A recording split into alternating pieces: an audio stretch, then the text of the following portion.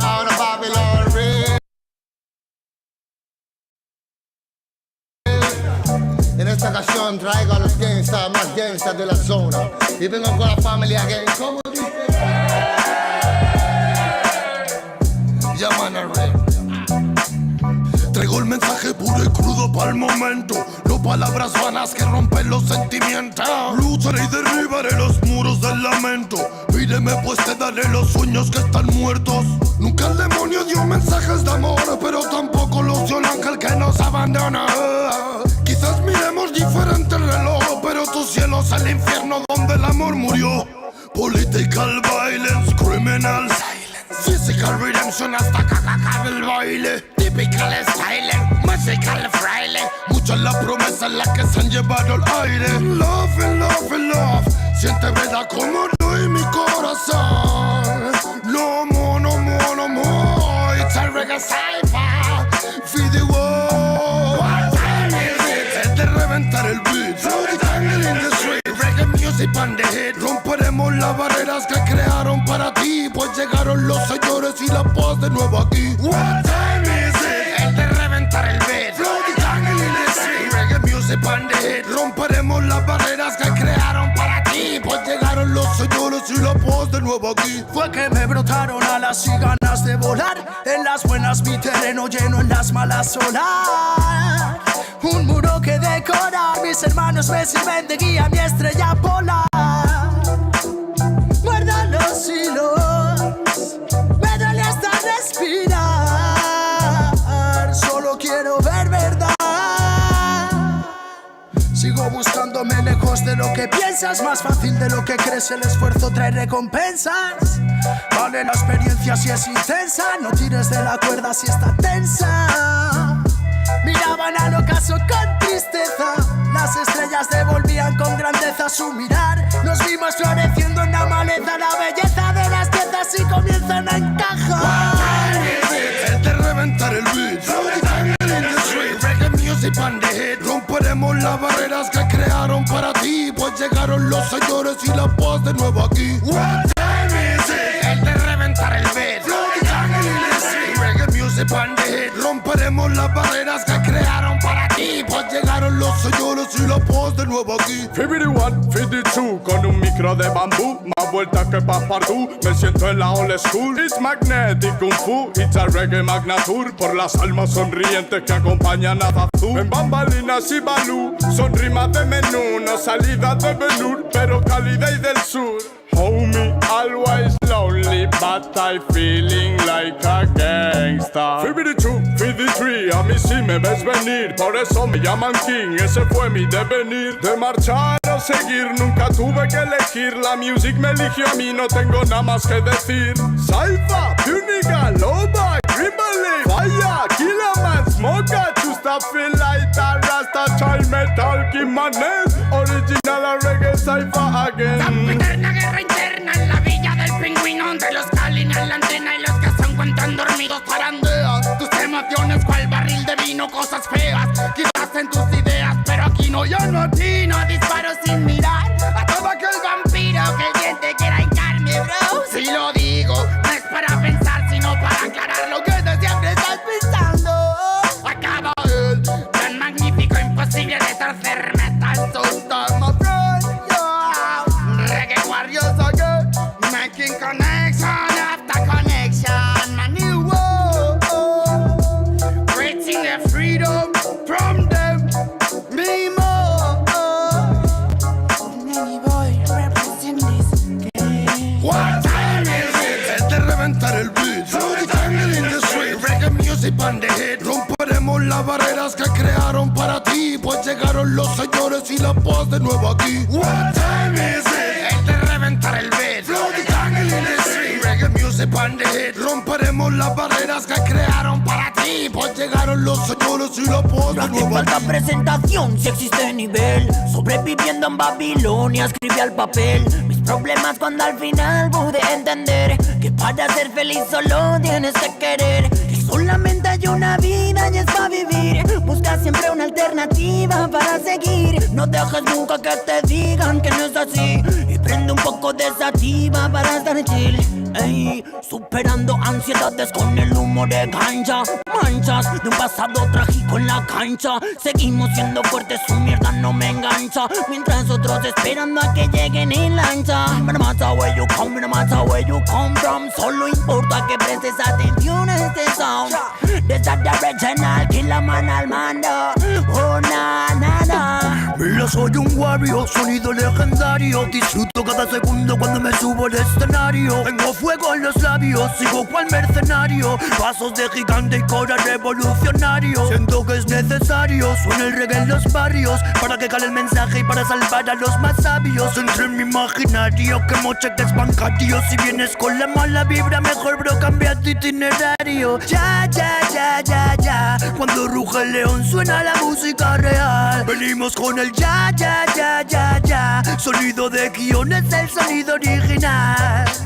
Ya, ya, ya, ya, ya. Reggae de corazón es el que se hace en unidad.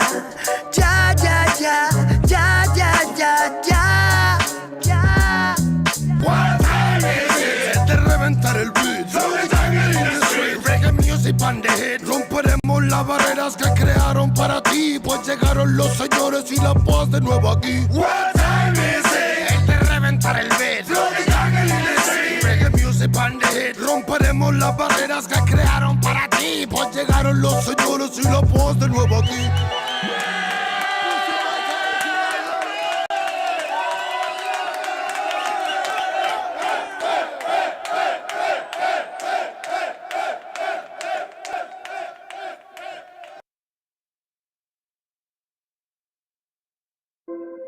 Copyright disclaimer.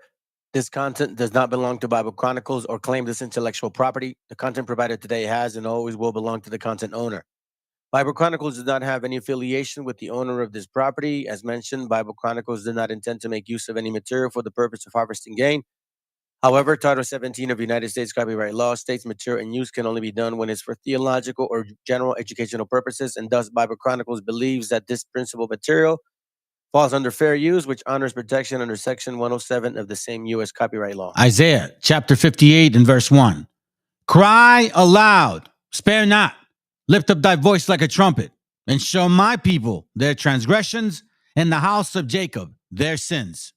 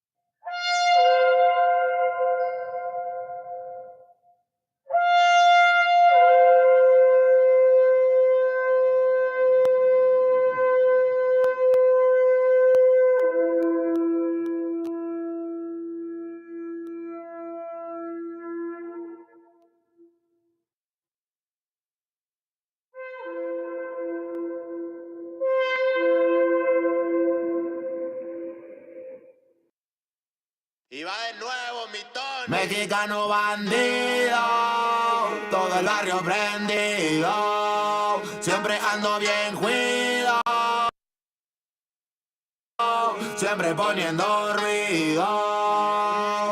Mexicanos al grito de guerra, yo defiendo mi tierra, no me dejo de nadie, yo cuido a los míos, mi raza se aferra. Soy mexicano, esa es mi bandera, yo la levanto por donde quiera, verde, blanco, rojo hasta que muera el barrio.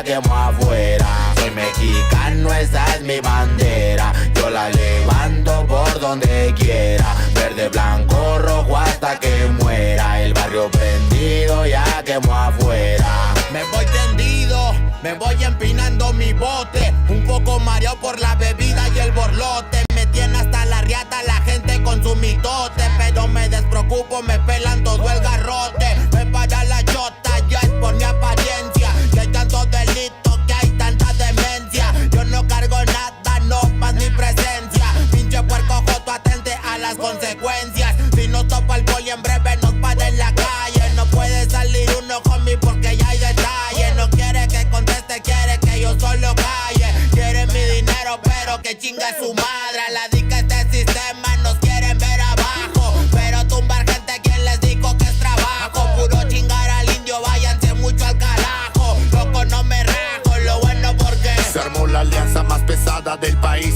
Todo el mundo ya conoce las rimas de estos MCs. Pa' ponerme más feliz, unos baisas de hachís. Mis paisas en el gabacho, bien truchas con la polis. Loco en Guanajuato, con los ojos bien tumbados. De coto con el quesada, rifando por todos lados. Atento si prendo un blunt en cabina cuando grabo. Represento Nuevo León, junto a mi carnal el Davo. Cuando voy pa' Jalisco, el pasado está olvidado. Con el perro de la C, bien grifo, pedo y enfiestado. Chécate mi banderón, unido como había soñado. Bien bajado ese balón, compa lefty bien bajado. Puro hip hop mexa, hasta que amanezca. Pásenme un mezcal y que no se apague la yesca. Ya saben que aquí andamos pilas pa' lo que se ofrezca. Si escribo estas rimas es pa' que se enorgullezca. Verde marihuana, blanca cocaína, roja la sangre que escurre de una nueva herida. Yo salí de la ruina, nunca se me olvida. Con disciplina y respeto sigo en siempre la movida. Ando bien high, la vida es un freestyle. Disfruta lo que hay, vivo entre el bien y el mal, carnal. Crazy life todo el día, viendo live. Pinto tu barda con spray, lo que canto es real. Azules y rojas las sirenas que me persiguen. No suben pa' la virgen, salen todos cuando chifle. Mi barrio no lo pisen, que andamos todos grises. Maldito policía, no quiero que me revises.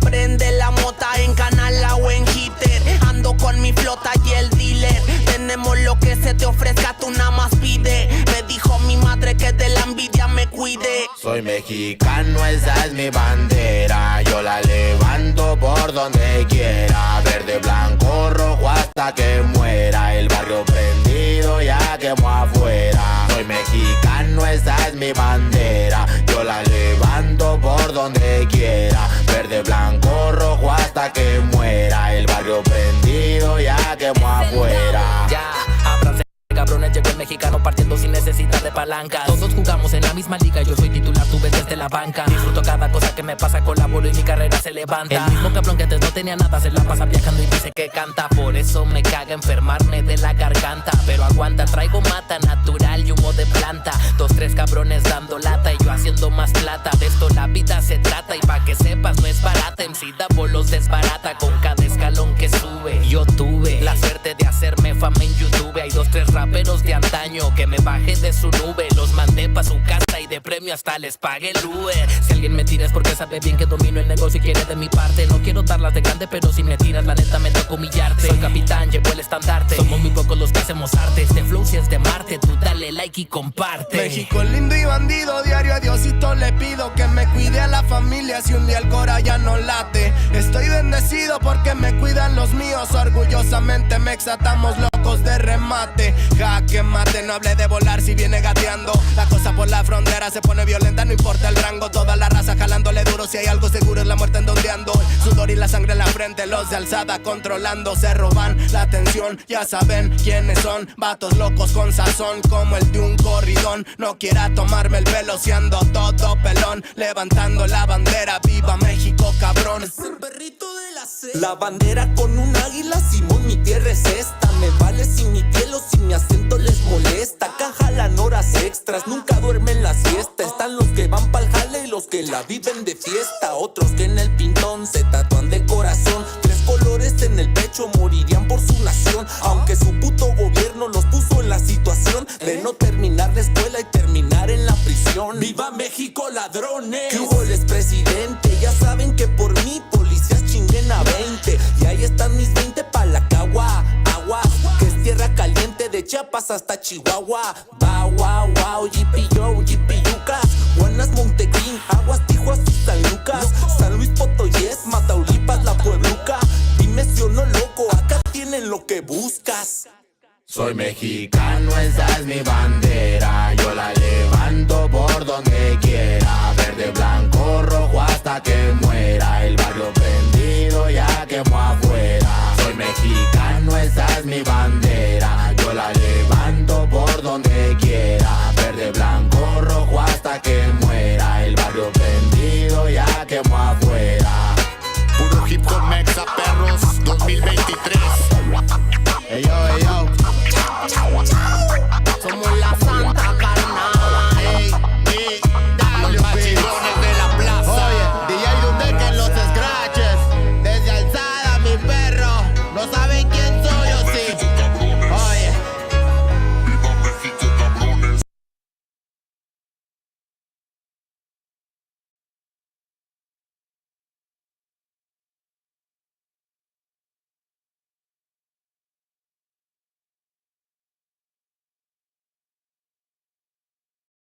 El autor viene a decirnos con mucha firmeza y gran convencimiento lo mismo que nos decía en el siglo XVIII el barón de Holbach, ¿no? Un filósofo francés de origen alemán.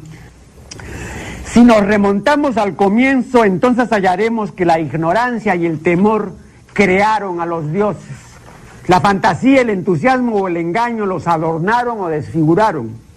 La debilidad les rinde culto, la credulidad los conserva, la costumbre los respeta y la tiranía los apoya para que la ceguera de los hombres sirva a sus propios intereses.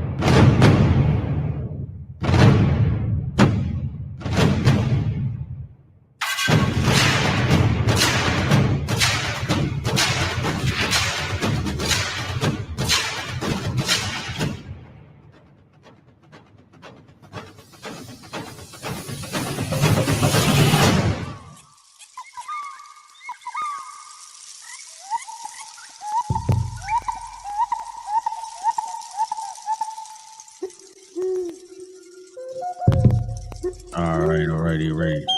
Testing, 1, 2, 3. Hold on a second. Testing. Right, yep. Seems like it's working. Hold on a second. Let me go ahead and open up the screen here real quick. Bam. Here we go, man. All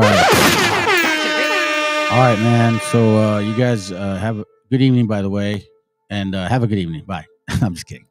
What up, VTC? Hey, mías, buenos días. You know what I mean, bro. You know what I'm saying? I know it's not a noche. But anyways, what's up? It's a car, right? Guaracuya. Shalom to everybody, or to everyone here. Shalom to everyone. Hebrew. I know what you mean, bro. Anyhow, man. I got something interesting today. You guys saw the thumbnail. Hey, Shalom, Yasharala. Give it. I had seen this since it began, and little bits and pieces as it was moving forward. I paid mind to it, put some kind of notes aside as I go through. Just me seeing things. I use a particular app where I'll just kind of like post stats there or links there, considering shows, right? Shows that I choose to do, right? Because some people like to call this place a show, so it's all good. I don't care. So I had already considered looking at this, and then other stuff came about. but I think it's important to really pay attention to these brothers and sisters right here. As you know, I'm not technically political and politically involved. I don't vote. Y'all know how I roll. Scripturally speaking, what it says. But right here, I think it's really, really what they've done is honestly like honorable, man. You know what I'm saying? What these brothers and sisters have done is they've gone out of their way with no consideration of profiting from anything like this. And they have exclusively and without hesitation made an effort to protect our gente. And I think a lot of us are not paying attention, like what they've done. And I have, first of all, matter of fact, before I go there, let me give you guys let me start where I'm, because sometimes I do that. So let me kind of go with my process here, okay? Oh, chill out, bro. No somos ni. I want to first of all start the class with this message. You know what I'm saying? I'm gonna hold on.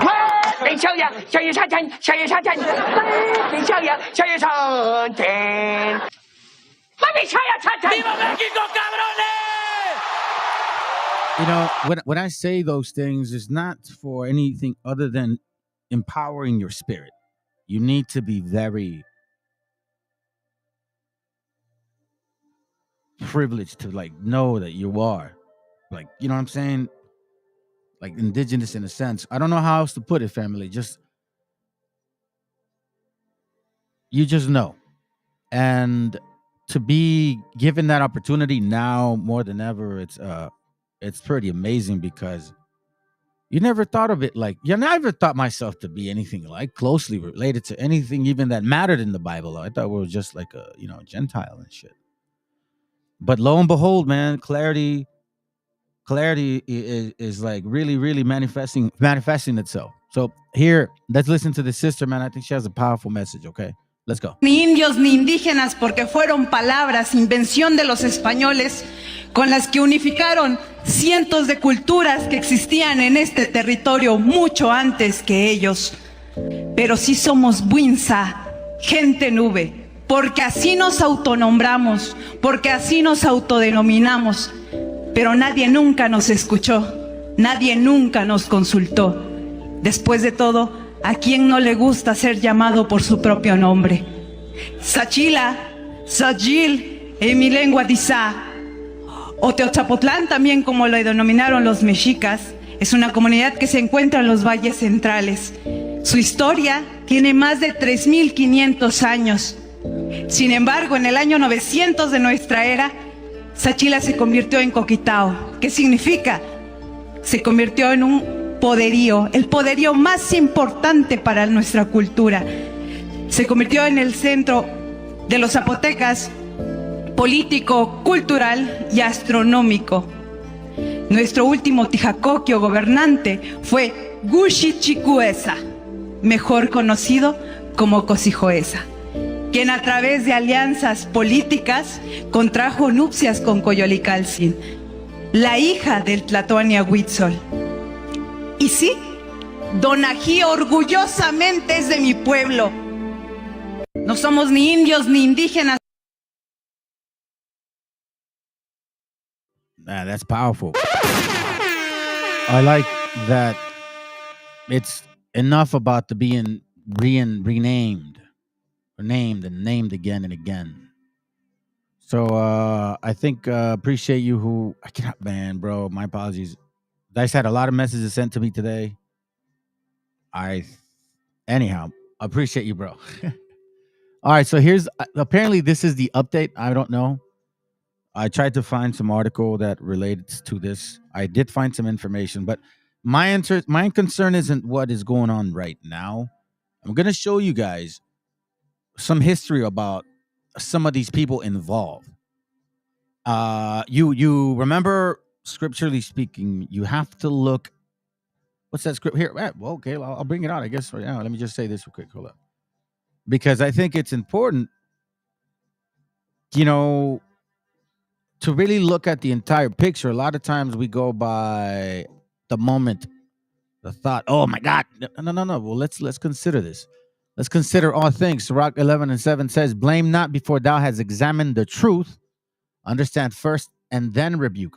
So I look at things on a historical, kind of like from a, historical perspective too. Like, well, what kind of people are these, man? Who are they? Okay, she's a mayor, or they're police departments, right? But who are these people? So I'm going to target one particular one. And it's because a lot of our people are being misled too by these particular empathetic media nonsense or habitual publications about feel sorry for a particular type of people. And you don't have no right to say shit about them. Well, I'm going to show you how, historically speaking. Well, let's just see it. Let's just see it. Here we go. All right, let's go. Hold on. An update on the Justice 8 and what's going on with their case. Now, if you remember, the Justice 8 are activists from California who were protecting street vendors and calling out police who hurt our community. Now, because of the work, their San Bernardino department and other police departments got together to build a conspiracy against them and put them in jail. They have been sitting in jail for the last 6 months without any bail. Well, in order to finally be able to be released, 6 out of 8 of them took a deal. Now look, I cannot speculate on what the terms of the deal was, so I'm not doing that. But what I am saying is that these people were railroaded, and if they had not taken the deal, they could have lost years of their lives. Now the women, Capitana, Vanessa, and Wendy, will be released soon. As for the men who took the deal, they're probably going to have to be in jail for many more months. And unfortunately, from what I understand, this deal does not include Alex at all. Look, I'm glad that they're out, but we have noticed how there are 2 different justice systems in this country. These are activists who are helping out our community, and now they have lost months, some of them years of their lives. And also, along with these guilty pleas, who knows how much it's going to hurt their prospect to get jobs or get housing or anything else that they might need. Remember, we're seeing the orange fascist president get away with so much, and these convictions are not going to affect them the way they do people of color. Apparently, there's supposed to be interviews and more information about what happened is supposed to come out soon. Look, I don't even know how to feel about this because, again, these people were railroaded, but I am just glad that they're going to get their freedom, and I'll keep informing you on what happens to Alex and the remaining people. Okay, so I hope you guys get that. And I think the young man, Alex, I don't know if he's legal or not, from my understanding. Una gran frase. Okay, so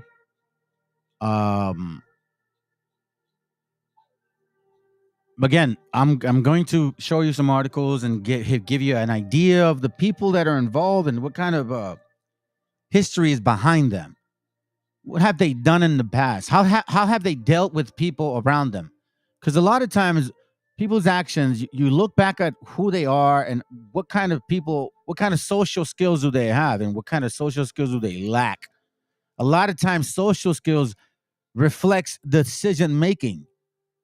So let's see. But anyhow, I want to show you this message for you brothers out there that are listening. I'm almost 48 now, and you know what I mean. That's the beauty about having gray hair, because you actually really appreciate it. You know what I'm saying? You're a little slow though, but not your mind. So this goes out for you brothers that are, you know what I'm saying, still young, still trying to figure it out, bro. Pay attention to this message. This is extremely important. Una gran frase. It's a parable, and I think it serves well with the kind of like the way this channel's going, how we experience something. And I say we because some of y'all, do watch this channel or quote show, like Chicloso likes to call it, or other people. But you know what I mean? I like to always give advice and suggest, because this is the way I handle my life. Let's go. Una gran frase sarcástica dice: hay personas que son como las palomas. Cuando están en el suelo comen de tu mano, pero cuando vuelan alto te defecan encima.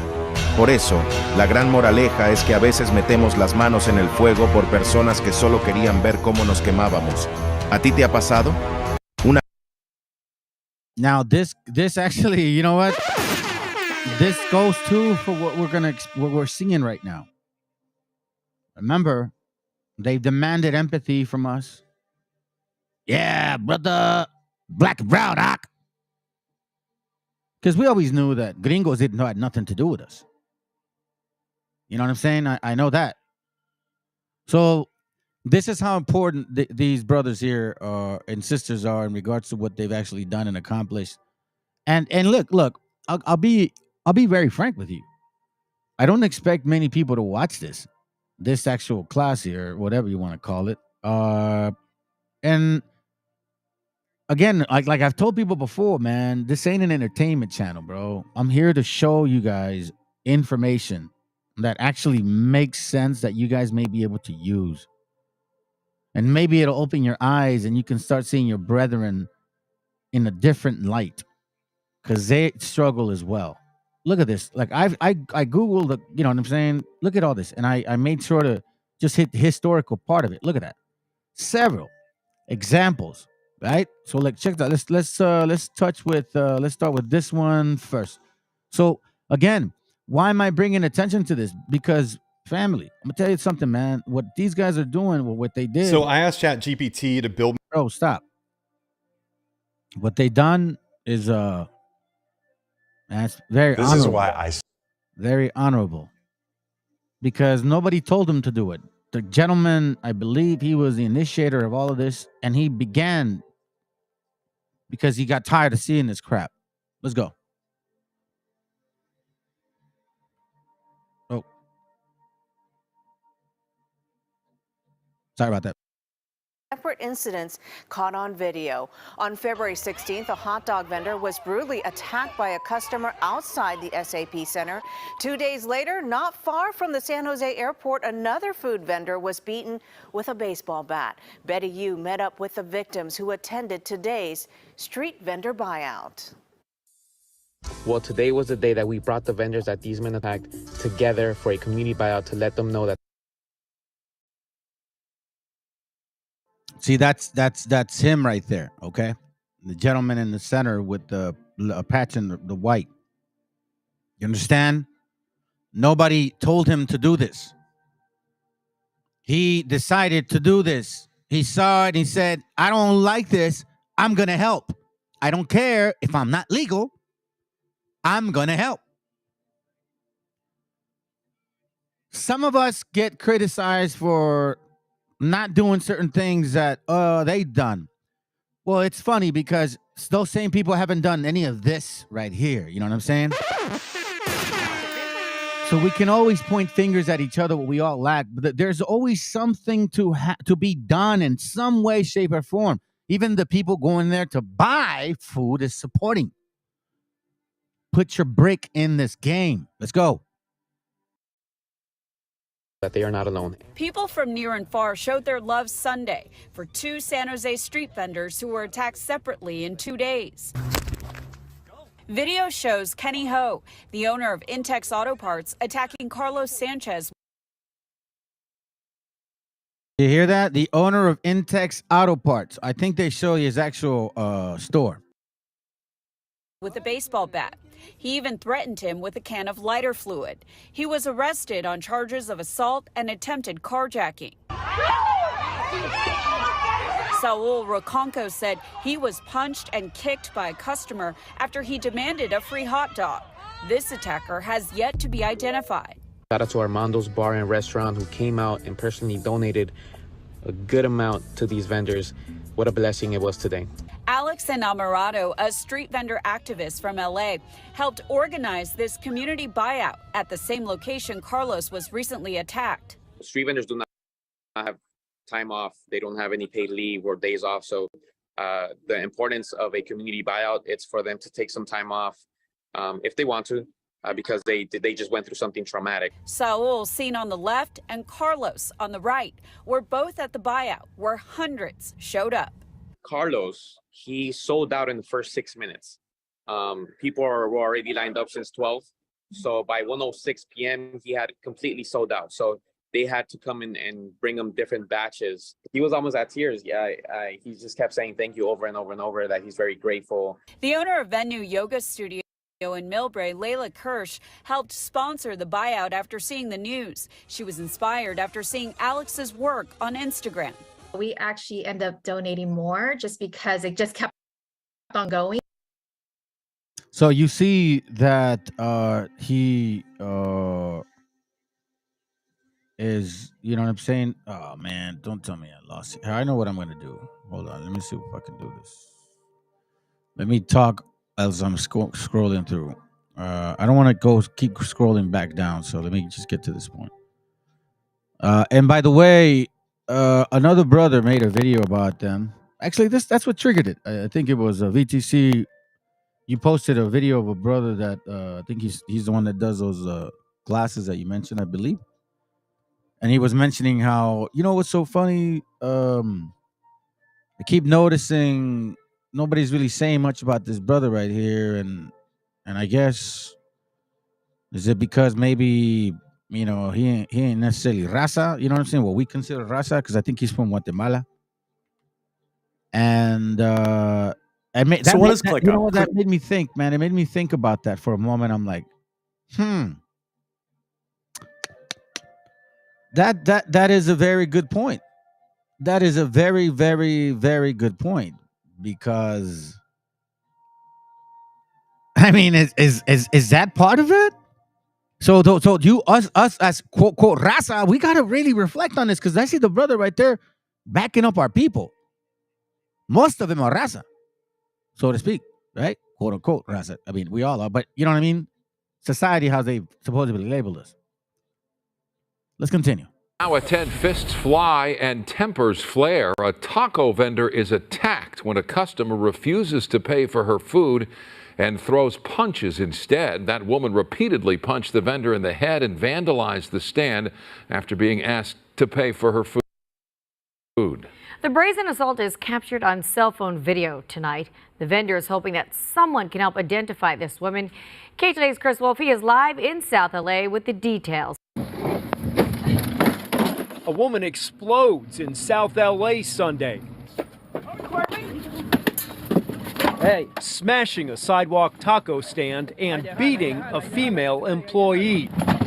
Victims captured the maniacal moments with a cell phone camera and later posted the meltdown on social media. They also went to police. The vendors tell us they served the woman, who then ate her food but made no effort to pay for it. They asked for the money and watched her go to her distinctive pink Lexus. But she returned with a vengeance, unleashing pepper spray, profanity, and punches, mainly aimed at female employee Joanna Vasquez. When she finished spraying me, she started throwing everything, and then she grabbed me and started to hit me. She pulled my hair and then punched me in my shoulders. She punched me in the face. She unloaded on me and then let me go. I just want her to pay for what she did. They need to put her in jail and fine her. And she needs to pay for all the damage, because it is not right what she did.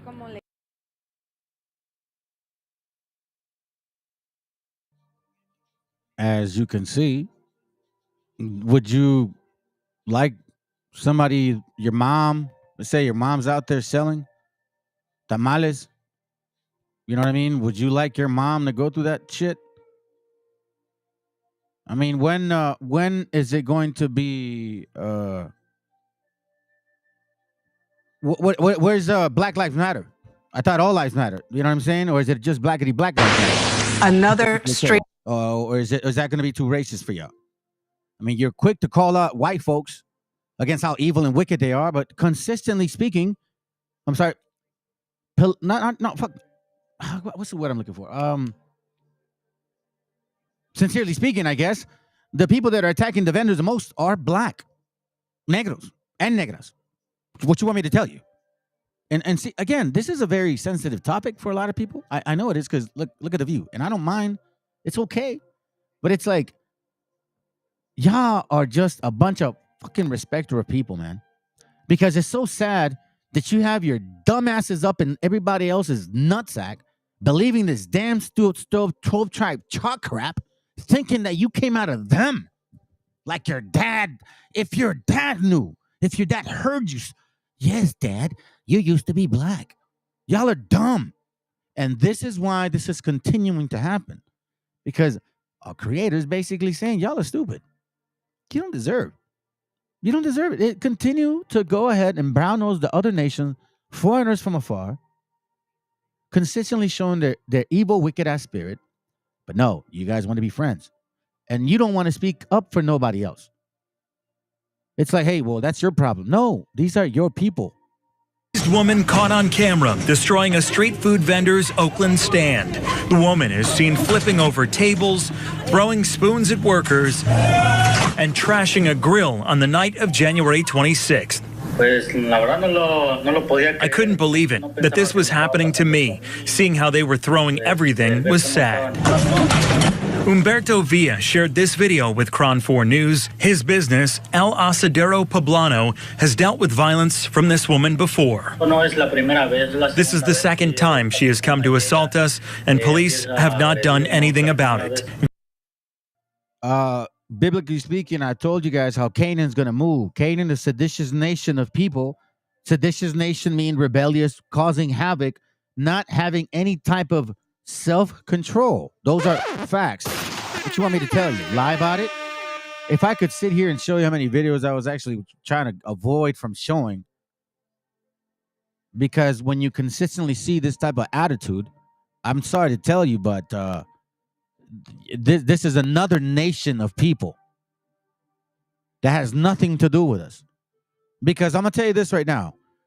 This is okay for you guys to accept right here. This is okay. This is totally okay. If you're seeing this video, it's your sign that you have a message inside you that is meant to reach a whole bunch of people. Well, what if I... In a viral... It's like all about white folks. It's all totally fine with you guys, right? Oh, yeah, that's how white people are. Oh, really? Video, a California street vendor named Andres Arguellos Alvarez says he was bullied by a group of young women. What are you eating? Another hot dog. Should we move? No, sir. In it, you can see 4 young women lined up against the vendor's grill. One woman starts to berate him for his prices. You charge me $7, I'm gonna you over. You understand? Yeah, you understand. The vendor says he asked them to leave. Instead, 2 women start grabbing and throwing his food. The video has now been seen more than 2 million times. The vendor telling Noticias Telemundo how it all made him feel.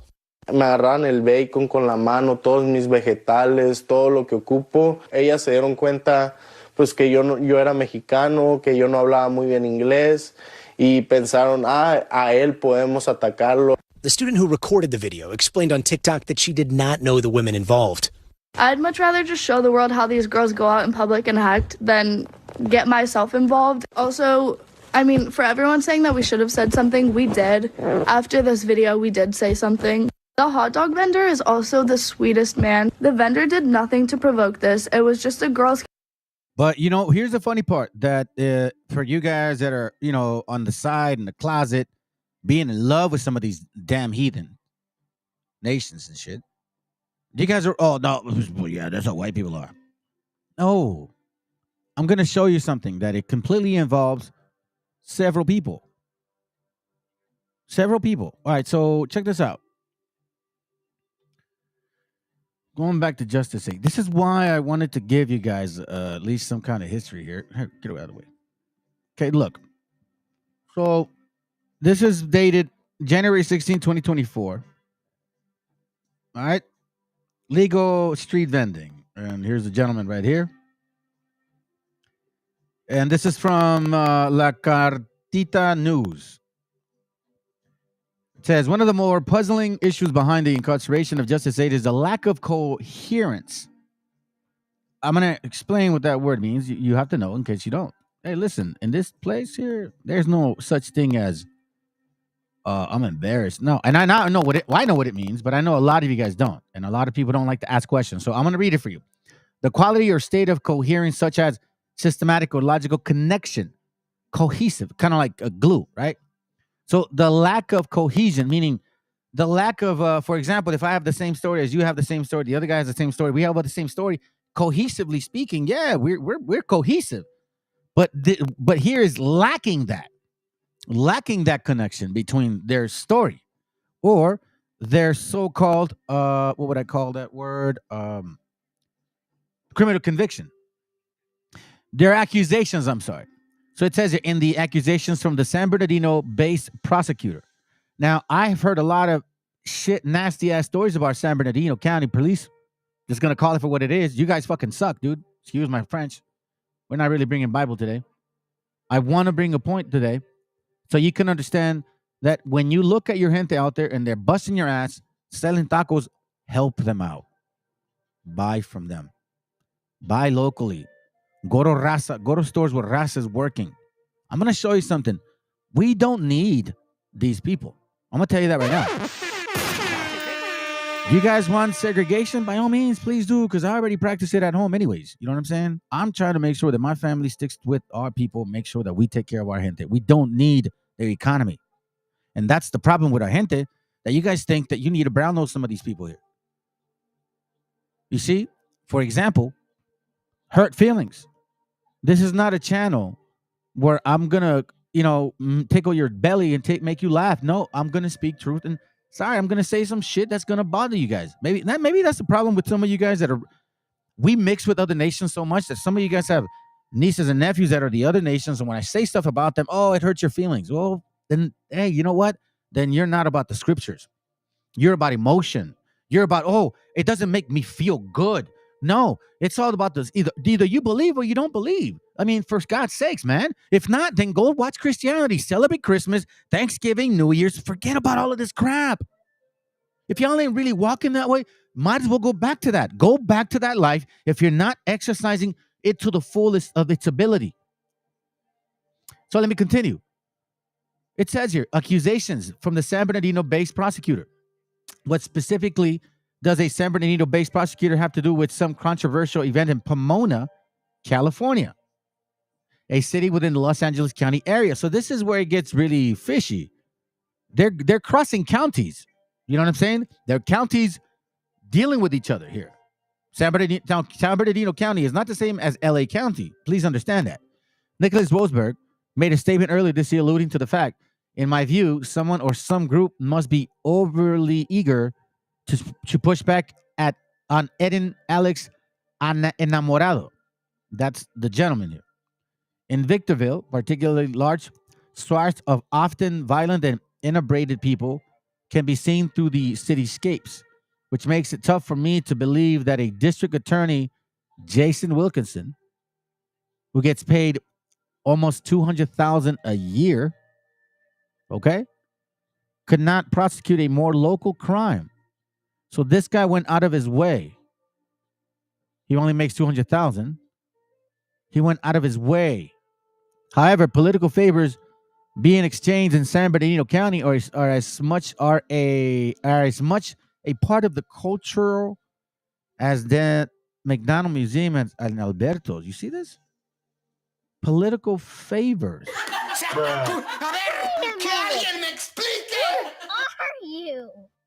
So it says here, political vendetta, election year. Well, I think we've seen enough of this particular wickedness of a nation that we're surrounded by, And then in an election year, politicians are particularly sensitive to seem invincible. The ability to, to wield political influence and control during a national election year is a maximum import. Thus, groups like Justice 8 seem to upend the business as usual in every dysfunctional county and cities of San Bernardino. Corruption at the high level, political favors on its convenient time, counties working within themselves to hide something. I mean, is the love of money that big? But let's continue. Specifically, one person with a huge motivation. Let me repeat that again. Specifically, one person with a huge motivation to get rid of enamorados is Juanita Warren. Gotcha, bitch. And by the way, this is a so-called, she's an African woman with the experience of living in America. And she's a Republican.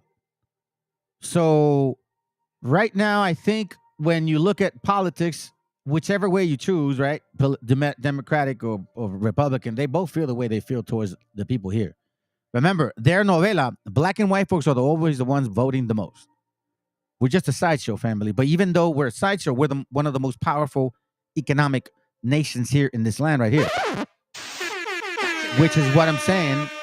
Segregation, in a sense, is not a bad idea. You all take care of yourselves. We can do it too. It's not such a bad thing because we're already doing it anyways within our own people. I'm going to show you why. Check this out. It says here, and plus, when you have situations like this here right now, I mean, you see people like her all over the TV now. Black and white folks television, black and white folks sports, black and white folks movies, black and white folks soap operas, black and white folks commercials, black and white folks food, black and white folks. What else? Music, dancing. What else do we see? That's what it is in this country. Why are we playing games? Why is this such a surprise for y'all? Does it not ring a bell? I know you think, oh well, I'm American. I'm an American citizen. Look at me. Yeah, well, you know, they'll eventually push you out. The mayor of Fontana, Aquanita. Who the hell names their child that? Anyways, let me continue. More than anyone, Erin Alex Enamorado's activism has embarrassed and hindered her ability to obfuscate her heavy-handed treatment of Mexican vendors. So this African woman with an American experience here has a vendetta towards our gente, which is why I was showing you video after video of the same people. You see, you can put lipstick on a pig. The fucking animal will still be a pig. So it doesn't matter. Whether you have an education or not, if you're evil, you're evil. And guess what? I'm going to show you how this particular person here doesn't seem to play well among her peers. Historically speaking, in October 2023, Fontana's embattled mayor, Aquanita, I'm just going to call her LaQuisha. LaQuisha filed a restraining order on Erin Alex Enamorado. Did you hear this here? Hold on a second. Que alguien me explique. Bruh. Wait a minute. Who are you? Seems to me LaQuisha here filed a restraining order on this brother right here. Did you guys know that? Oh, but this is not talked about, is it? Not at all. Not at all. And you guys don't even fucking care, which is the saddest part. You got a bunch of people saying, oh, I care about my gente, I care about my gente. Really? You're all happy by beating them up and laughing about it. This right here is honorable. He's in jail. He's in jail for risking his life at the same time, right? And didn't care that he was going to go against this woman because I'm going to show you because this went all the way back there. Matter of fact, they took that video out, and I think I showed that in one of my classes, but I can't find it. But anyway, let's continue. The mayor of Fontana, more than anyone, Erin Alex Enamorado's activism has embarrassed. Let me show you what the word means. And I know it sounds stupid, but you got to know what embarrassed means. Embarrassed means feeling of showing a state of self-conscious confusion and distress. Now, we know how some of these people roll when they go berserk. I mean, we've seen examples. Let's see. I'll show you one. Just saying, because, you know, hey, man, listen. I'm going to call it spade a spade, bro. Because, you know, something, those Wabo channels or Abo, whatever, what's his name, the dude, he tries to say, you know, reparations. He makes fun of our people with their accents and talk about tacos and shit. Wait, I call it spade a spade. Spade a spade. You messing with one of our people, Holmes? I'm going to come at you with some psychological breakdown, eh? Nah, just kidding. I'll just use my wisdom. That's it. Let's see how smart you are. I don't ever try to talk or think that way, family. But I'm not a fool, man. I'm not a fool. Zillow. And listen, again, it goes to show that it doesn't matter. It doesn't matter whether educated or not. It doesn't matter educated or not. If you I mean, again, retaliation. When you have them cornered, this is how they act. On March 5th, 2023, officers responded to a case of domestic violence. Upon arriving at the scene, they tried to talk to one of the women involved, but she was uncooperative and kept screaming at a man. Here's what unfolded next. Hello. Officer, not such a body camera on. What's going on, ma'am? No. Are you all right? Yeah. Did you get popped in the mouth? No. No? What's going on? What else does I want to say? I guess, did you call us? To escort somebody, that's it. Okay. Fine. You started talking to me because you just gave me my key and I was going to leave. Shit, I'll pay the rent here. That's not your shit, You don't pay shit. I said, don't bitch, you gotta be sticking Don't go at him. Don't go at him. Cups, okay? Stay over here. Ma'am. What I tell you? Ma'am, stay over here. Stay over here, okay? I got a body cam on. What's going on today? Bro, he mad because I told him to give me my house key. Ma'am? Stop touching me!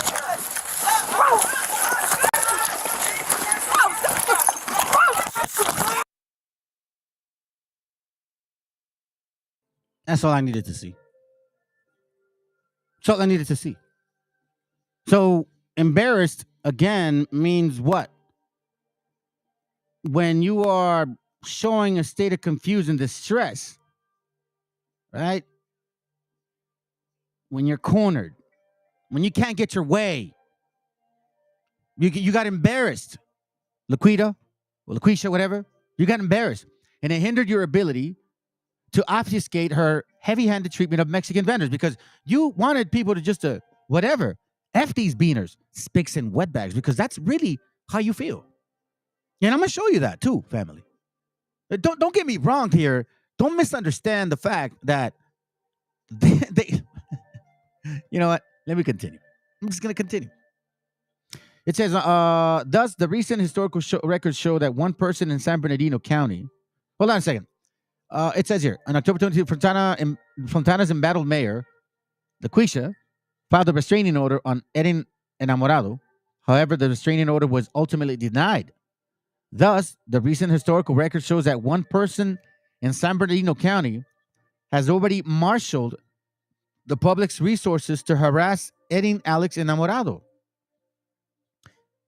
This is interesting. Has already marshaled the public's resource. What does it mean? What does it mean by that? Let me see. What are you talking about? Oh, I think they've hired people to give him a hard time.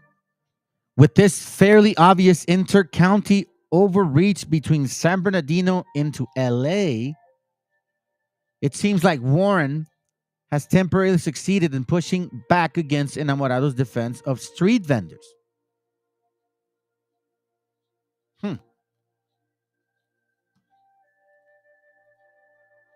So then I found this out too. What's next for Justice 8? Judge denies motion requesting law enforcement personal records while attorney fights for a change of venue. This was 2 months ago. So apparently, this attorney here is like they must have found something on a cop. A month after their last court hearing, 7 remaining street vendors, activists who were arrested last December on allegations that involved conspiracy, assault, kidnapping, and more, returned to court this past Wednesday. Around 10:55 a.m., the activists known as Justice 8 were escorted into the courtroom chains, clicking as they made their way in their seats. The men seated in front of them, the woman in the back. Although it became harder for the advocates of Justice 8 to be present at every hearing, the courtroom was filled with friends, family, and community supporters. One of the most significant decisions from yesterday's hearing was by San Bernardino County Judge Wilkinson, who denied the defense motion to access law enforcement personnel. The motion has been presented by Erin Alex Enamorado's attorney, Nicholas Rosenberg, who requested the records of 3 officers involved in the case. Detective Johnson from Pomona PD, the lead detective Alejandro Duran, and Blake Forgil from San Bernardino Sheriff Department. The motion was filled with a declaration from the activist Senate Vermont, best known online as Mr. Checkpoint.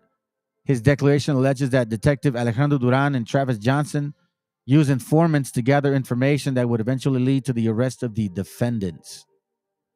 You see, family? You see what I mean by that as well?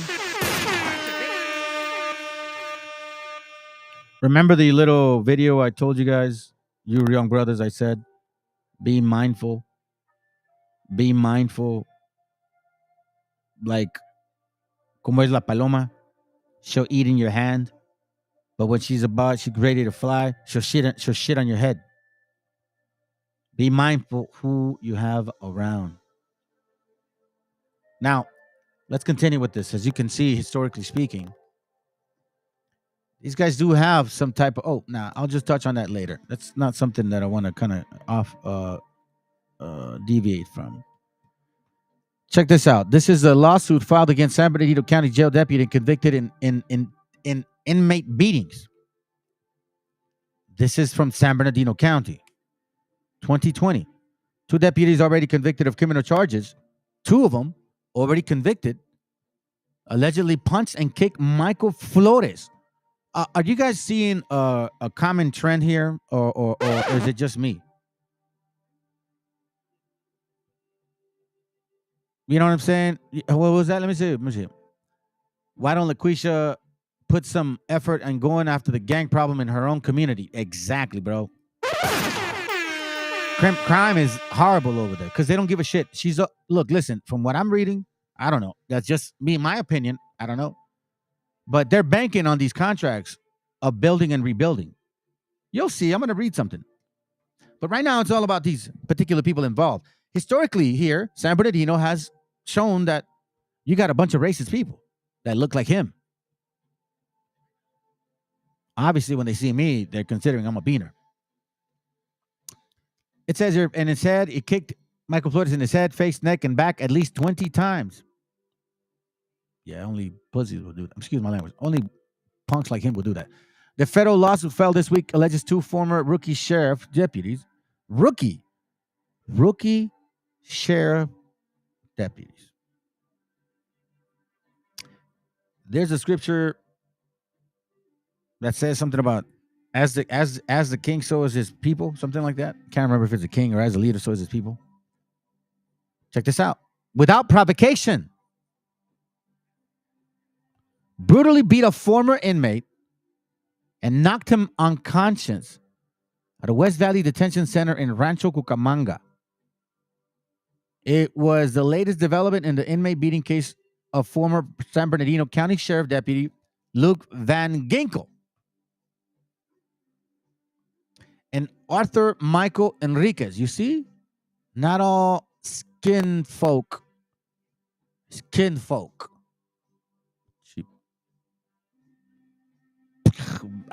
You know what I would want to call them right now. Who were both convicted for their roles in crimes that already had led to a $250,000 county settlement with one of Van Ginkel's victims in November 2019. But the interesting part is, weren't they rookies? It comes from the top. Remember, the fruit don't fall far from the tree. Okay, so we're seeing some history here. Some history. 2018, like, look. Martinez lawsuit. Okay. All right. So now check this out. Here we see members of Fontana City Council denied allegations of racial profiling by police. This is in 2009. So how long has that been? I only look illegal, you fucker. And you know who LaQuisha was involved in this at this time, by the way. Members of Fontana City Council denied allegations made by 2 community organizing groups and some local residents that there had been instances of racial profiling, as well as driver's license checkpoints by police near school sites during morning hours in Fontana. I don't know if you guys know this, but I guess these sheriffs have a particular law that allows them to work as people that can check your immigration status. I think it's in this article. Okay, so be mindful. in the state of California, these mofos can say, based on what you look like, ask for your papers. Now, if I look blackety black, they're not. Or if I look crackety crack, yeah, I won't either. Or even Japanese, I'll bet you they won't even pull me over if I look Asian. Let alone Arab. No, maybe Arab. Nah, not even Arab. But if you look Mexican, sure as hell going to get pulled over. Even if you're Guatemalteco or Puerto Riqueño or Salvadoreño or Hondureño, it don't matter. If you look Mexican, you're getting pulled over. That's why when they tried to say, anyways, let's continue because I don't want to, divert. So it says here, the remarks by citizens and the response by city council reflected various viewpoints on the sensitive topic of illegal immigration and racism. I can recognize hate when I see it, even when it's dressed up, looking pretty and reasonable, or tries to appear self-evident truth or rule of law, right? We're all about democracy. Black and brown, black and brown. Let's all work together. It is hate because it is not love. Chavarria said that there are groups which use the law as a rationale for their support of federal programs, like the 286G program, currently implemented by the San Bernardino County Sheriff's Department. So, LaQuisha, if you really were about black and brown, then you would have done something about this particular program. But see, LaQuisha, you don't give a shit about our people because it's all about blackity black. Because I know that's how you guys roll.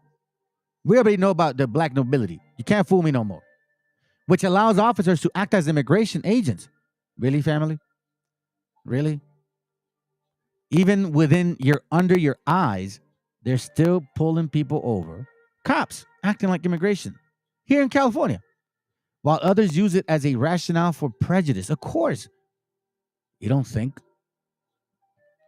Republicans, especially the way they're talking, Donald Trump, these guys are saying, just shoot them at the border. You don't think these Republicans listen to that shit?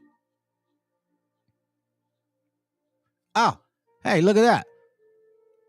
He's seen Asians calling for Trump to build a wall. How will they bring their illegal family members if that wall is built? And listen, Asians need to shut up because y'all really do not want it. I'll tell you that right now. Emilio Amaya, executive director of SBC SCS FC, urged the council to take a stand, against 287G and other programs to stop the alleged harassment of people, which in the end could damage the relationship between police and community. And we're seeing it. Our police officers are working as a de facto immigration officers using taxpayer money to harass taxpayers. This creates fear among the community, which happens to be more than 60% Hispanic. Here's the funny part. The question is, who is the city council really representing? Who are you? 60% Hispanic, hardly any blacks or hardly any whites, but it's black and white folks making decisions for you, dumb beaners. How can they really represent us when they have no idea of what it's like to be oppressed? That goes for you too, black people. How can they represent us when all of them make more money in a year than most of us will make in a lifetime? There's no representation. You see, we can't go around asking for reparations now, can we? We got what they call repatriation. That's not reparation. That's worse. The Hispanic or Latino, whatever you want to use, has no voice here. Councilman John Roberts said that what makes the city work is collaboration between all people from the community. Speaking against illegal immigration during the meeting were some members of We the People, a grassroots all-volunteer network seeking to influence institutions of political corruption, who voiced their support for 287G program. We the People, black and white. And of course, you got your sellout Browns and people that are all them too, just looking like them. Listen, for the 287 program and the deportation of all illegal immigrants. So LaQuisha, the mayor of San Bernardino, is all for deportation of you gente. Do you guys understand what that means? That means they can go into your house if they really pass such laws. So what are you going to do, LaQuisha? Are you going to go into black people's houses and white people's houses and ask for their papers too? Or are you just going to determine based on the fact that they look Hispanic? What if you have a person that doesn't look that Hispanic? How are you going to determine? Raymond Herrera, founder and national spokesperson, praised city officials for the excellent job they're doing by upholding the law. You have these illegals complaining about our laws when they all should be deported. Do you remember? If they don't like our laws, they should go back where they came from. They should stand against the corrupt Mexican government. They should move there, fight there. It is Mexican government that oppresses them, not us, said Herrera. You hear this stupid ass idiot? Do you guys remember the class I did? The last one? I showed you guys how there were immigrants being allowed to come into Texas. So remember, Herrera, you damn illegal idiot here, okay? Because I consider you that. Who is the real illegal? They've been coming over here illegally since Texas, for God's sakes. What are you saying? Robin Hifston, a rally coordinator with the people. Now, where are you from? You're European last name. You probably haven't even been here that many generations. A rally coordinator with the people argued that race is not the issue. That police are doing is to enforce the law to prevent crimes from happening. Are they pulling over white folks, or black folks, or Asians, or Samoans, or Arabs? We are for people standing up in Mexico. The brave Mexicans in the city of Oaxaca, they had the courage to stand up to the corrupt Mexican government. Some of them lost their lives, but they did not run to this country for a better life. They are working in Mexico for a better life. Said, stand up for your country. Don't desert your friends and family and come to this country to live illegally. What kind of life of that is a person? Again, we see what I mean. What did we read yesterday? Do you see the nerve of these idiots? Oh, and by the way, YouTube apparently is offended by something I did.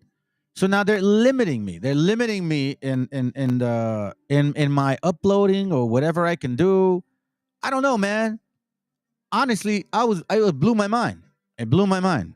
And I'm going to show it right now because I think it's ridiculous that you guys actually have the like want to come and bother me. Really? Now you're like limiting into the things that I can do. It's like, for real. Let me see if I can see it. Oh, here it goes right here. Look. Check this out. Meshiacha Chronicles. To help keep our community safe, we limit some of our more powerful features to channels who have built and maintained a positive channel history or who have provided verification. As of now, your channel doesn't have sufficient channel history. 2 years already. More than 2 years now. No, 2 years almost in 10 days. It has lost access to advanced features.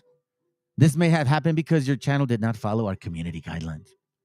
You won't be able to do things like get higher limits for live streams, shorts and video uploads, embedded live streams, pinned comments, add external links to your video description.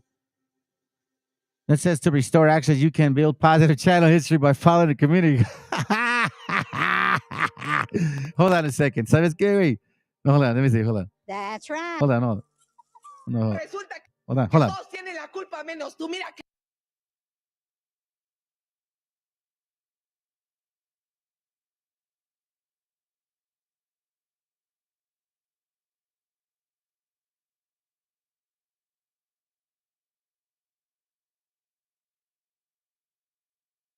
Yeah, I wanted to say that I honestly, man, it blows my mind.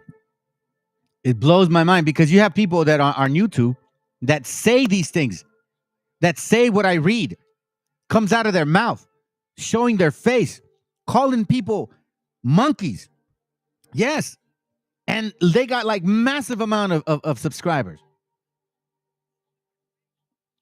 At the end of the public comment section, Mayor Mark Nuami said he was offended that some speakers brought the race card to the table by mentioning instances of racism, including the president of Ku Klux Klan more than 20 years ago, which have occurred in Fontana. He said he wanted the issue to end right now. I took an oath to support and defend the Constitution of the United States and the Constitution of the State of California against all enemies of foreign and domestic. You see? Let's look at this idiot here.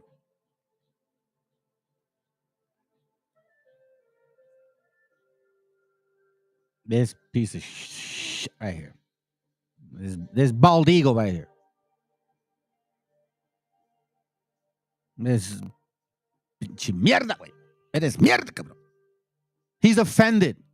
I upheld the oath to my entire career in this city council. Every time someone comes and flashes a race card at this council and uses the history, unfortunately tainted history, of this town prior to mine or any of my colleagues' involvement, I challenge that. Well, okay, so then, how old is the Constitution, you stupid ass? You want to uphold history, but then when they bring history, it's not convenient for you, so then you don't want to deal with that history. No seas pendejo, cabrón. What do you think? We're stupid? No. And see, this is why I'm trying to show you this, family, so you can start actually waking up. You need to speak up. Study. That's how you're able to speak up. You don't get fooled by these stupid idiots. So it says here, look, the KKK, it really offends me when somebody comes to this microphone and says the KKK marched through these streets and now you, mayor, have to take a stand against a federal law or an agreement between the San Bernardino sheriff and immigration. Councilman Frank Scaldone assured the community that racial profiling does not occur in Fontana, and if a police officer is caught violating the law, he is immediately punished. A-hole, liar. Liar. Councilman Janice Rutherford abstained from making comments, and Councilman LaQuisha was absent. Am I surprised? Yeah, I bet you she collected money for that day. Hey, look, VTC got 1 week of suspension, bro. Psh, come on, man.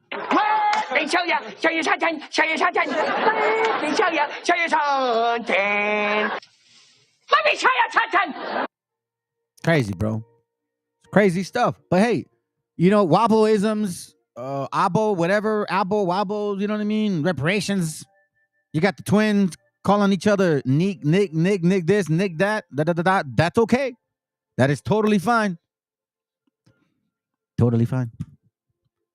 Totally fine. But you know, as I recall, because I do recall, I mean, I don't forget these things. You know what I'm saying? I do recall. And I remember very clearly this story here. If you guys remember this story here about these immigrants, right? These white and black folks, that these American settlers, these backwoodmen, lawless, right? These people here that want to call you an invader, an illegal alien. These people here who invaded Texas, they're not even from here. They don't even have papers. But we did you mofos a favor. And see, that's why, hold on. That's why that video I showed you guys, right? The video I showed you guys was saying about how be very careful. You know what I mean? Be very careful. What is that? The parable. What is it at? Let me see. Hold on a second. Hold on a second. Shoot. Give me a minute. It's important to know these things. It's important that you understand. Because if you don't, una gran frase. This right here, okay? We remember the Donald Trump likes to read that stupid ass story about the snake, that the poor little snake. We picked up the snake. You know, their whole right-wing dumbasses. You know, they're the ones that have the shape of a snake, right? They don't even realize that that's esoteric Satanist shit. But hey, let them play with it because that's their daddy, anyways. Your daddy is the wicked ass man. So they go this story about like the snake, and this woman picks up the snake, and all of a sudden the snake ends up biting her, right? So they're like, oh my God. That's what they say, that we're the snake. Well, I'm trying to show you that who the real snake is and who the real illegal aliens are since the beginning of time. Matter of fact, the video I'm going to show you guys clearly says that you weren't supposed to even cross the 13 colonies, you damn wicked ass people. But you didn't care. And it's our fault too, because we didn't listen. But let's continue. Sarcástica dice, hay personas que son como las palomas. Cuando están en el suelo comen de tu mano, pero cuando vuelan alto te defecan encima. Por eso, la gran moraleja es que a veces metemos las manos en el fuego por personas que solo querían ver cómo nos quemábamos. You see what I mean? You see what I'm saying? Why in the world did we help these mofos? We should have let them burn, to be honest with you, man. Y'all should have been left alone. Our brothers should have never taught y'all how to actually, like grow. Like how to actually plant seeds and stuff like that. Because Ward had warned our gente about you people. Yes, you people. Within a matter of days after the arrival of Mexico in 1825, Ward realized that the elimination of Stephen Austin's colony in Texas and the substitution of British colony headed by General Arthur Webble, or the Indian Confederation led by pro-British Chief Wood, as Ward wrote, effectively eliminate all the chances of Americans obtaining control of the Gulf of the Mexico area. You see? From the beginning, Anglo-American colonization in Texas, Mexican governments, both imperial and republican, had insisted that all immigrants become Romans. Okay? And that no settler be permitted within 20 leagues of the sea. But check this out. Therefore, one of their duties was to persuade the government to enforce the loosely administered law to the American settlement in Texas and ignore it whenever it was pertaining to the British settlers. The problem with that is we didn't realize these things. We were too stupid. Plus, we had a lot of other, snakes within our organization. Check this out here. Where are you at? No, it goes over here. Where are you at? Oh, imperceptibly, an anti-Texas feeling began to blossom in the national capital, affecting Victoria himself to the point where the president decided to tighten the Mexican grip on Texas and limit the number of illegal immigrants, illegal aliens, these Anglo illegal aliens. Listen, Anglo illegal aliens invading Texas, okay? In 1825 to 27. Call it for what it is. You want to say you're all about history, right? They want to say history. Well, I'm going to bring you history. We try to limit you illegals from coming. Kind of the same stuff that you're telling us. But you see how you don't know your own history. As they styled, this decision had been characterized as opening gambits in the match that had led to checkmate of Jacinto. It would have been perfect at this point to do Operation White Bag. Operation White Bag. Just go into every every black person's house that's illegal here in 1825 and get rid of y'all. Would you have enjoyed that? How does that sound? Grab your kids by the hair, you know what I'm saying? Pull them by the horses, throw them in, in trains and shit. You know what I mean? Throw y'all, get you guys out of the hospitals like you did to our people. You know what I'm talking about?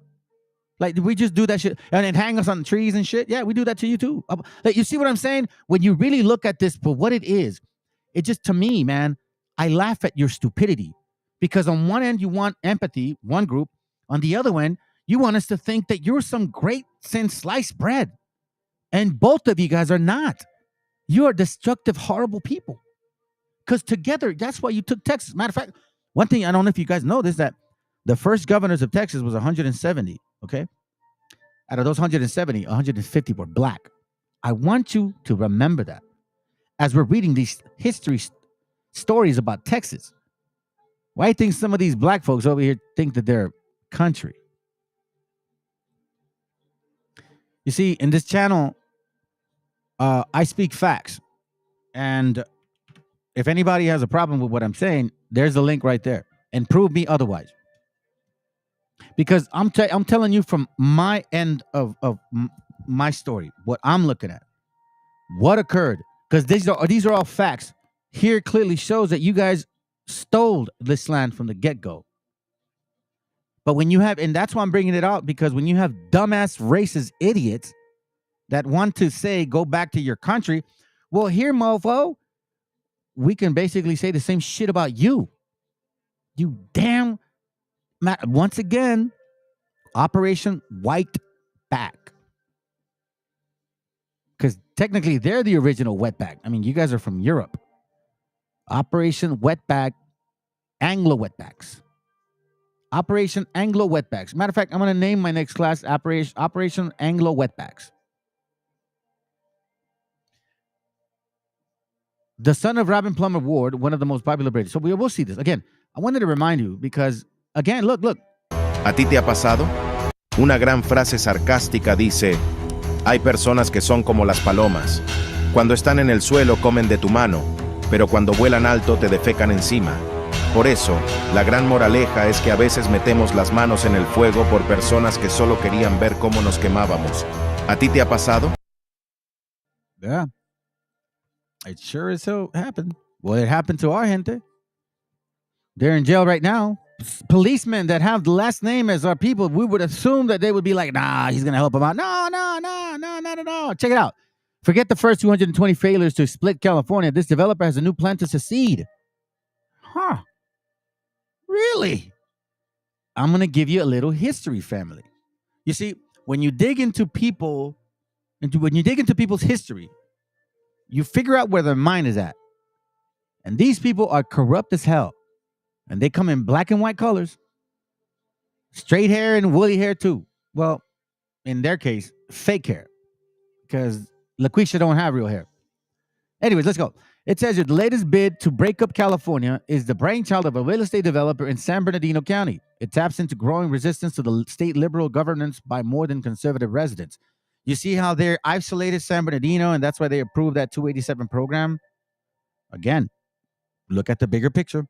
The man who would finally break up California is a real estate developer from Rancho Cucamonga. Jeff Burrow knows this may sound crazy. He heard that response 2 years ago before he persuaded politicians and voters in San Bernardino County to study the possibility of seceding. This is what seceding means, family.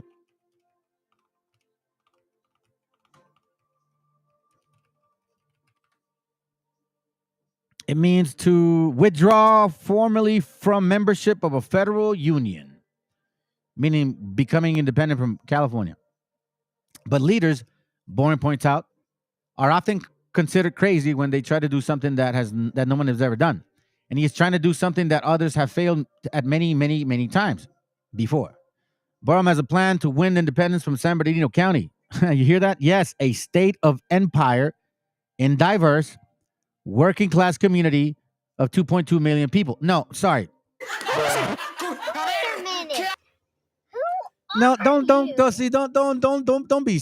We're not gonna fall for that stupid ass shit no more. Okay, you're a white man, and you want this diversity shit is bullshit. You want white people or black, wealthy, and if you're Hispanic, you better assimilate to them, just like they did in Texas. You know what I'm saying? Just forget who you are. You better be white, like us. Driven by civic pride, you see, civic pride. Remember, they say, I stand for the Constitution of America. Which one? The one that the Illuminatis, the Freemasons wrote for y'all? You stupid asses are barely waking up now. Driven by civic pride, white pride, in a growing region that has been locked down upon many Californians and by frustration that the state has held back from reaching its full potential. White power. His envisions successions as a declaration of county dignity and opportunity to remain a broken political system. The county government is planning to publish a key report evaluating the feasibility and financial implications of a proposal by June 11th. It's coming around 3 more days. You see this? But here's my point.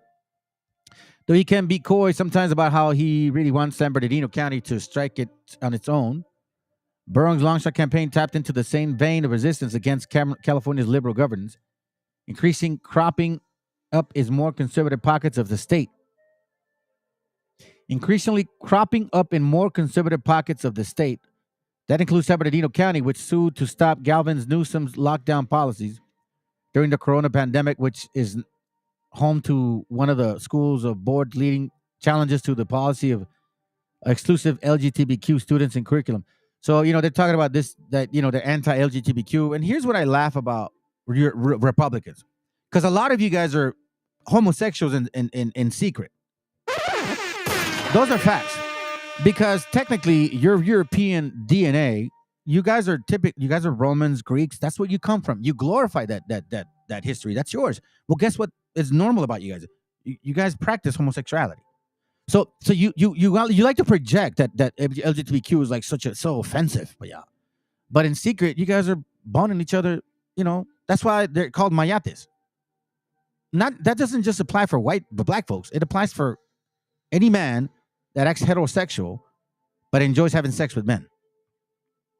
That's what a mayate means. So Republicans are a bunch of mayates, basically. Okay, because in secret, you guys really enjoy that shit. So stop lying. But anyways, that's besides the point. We're going to talk about this guy right here. San Bernardino, right? Supposedly, Burns, who is a Republican, you see, and less focused on settling ideological scores than demanding respect. He contends that California has long deprived San Bernardino County, which at more than 20,000 square miles is the largest county in the contiguous United States, of its fair share of resources. But his belief that the solution is secession, that it would be easier to carve out another state than fix these inequities through the existing political process, because those in charge would never relinquish any power. It reflects just how this illusion so many Californians have become about the extent of the problem here, or about the ability to ever fix them. He argues, people are revolting because they can't relate to the purpose of government when we were created. You mean white people? You remember when they say this, when we were created, they refer to white people. Okay? They call themselves WASP. WASP is a white Anglo-Saxon person. Okay? That's what WASP means. Right-wing acronym. Watch this. White Anglo-Saxon Protestant. That's what it means. Okay? So when you hear talks like this, people are revolting because, white people, just stop saying people. Just say white people, and the black ones that brown noses and the brown ones too, are revolting because they can't relate to the purpose of government when we were created. Like white Anglo-Saxon Protestants. Comparing his efforts to the colonists rising up against the British. You see what I mean? Anyway, when the government doesn't realize it's become one of the bad actors, it's time to speak up. Why am I reading this guy? Let me show you what. Let me get to the point. Hold on. Let me show you. Look at the sellout. Voted for Trump. I hope they remember your face, punk ass motherfucker. But anyway, it's all good, man. You'll get yours. It's all good. It's all good. Check this out. Here's where I'm trying to get to. Burns moved to California to attend. No, that's not it. Hold on. Give me a second. Oh, check this out. Burham even came out ahead the last time he battled the government. In 2011, he was indicted for allegedly bribing county officials to approve a $102 million settlement that ended years of legal battles over flood control improvements to a property Burham wanted to develop. He was eventually acquitted in 2017 and contributed more than $100,000 to a committee to defeat the local prosecutor who led the case. 3 years later, Burham received a $65 million payout from the county. Believe that? To settle a malicious prosecution lawsuit. But hold on a second. It gets even better. All right? No, if you just stop there like, you see, they try to do a Trump on him. No. check this out. Where are you at?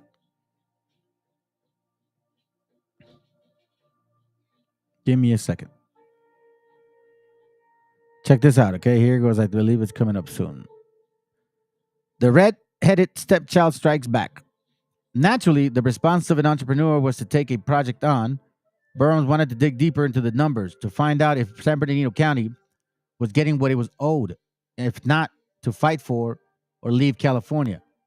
Putting a number of how much San Bernardino County is being undervalued, Burns figures will allow the county to demand payment from California. If the debt is so big that the state can't cover it, then that leverage to reach a different type of settlement, such as a tax-free zone or even secession. You hear this? But I wonder who is supporting this. Who is supporting this, you say? Why are you bringing him up? Why are you bringing him up? Here's why. You have to look, and you have to read, and you have to be patient. Because eventually these people will tell you who they are. Eventually you'll find out more and more how are they involved, who is behind all this, what is the purpose of protecting someone like this, to make it so feasible to where you're okay with assisting this guy. Where are you at? Give me a second.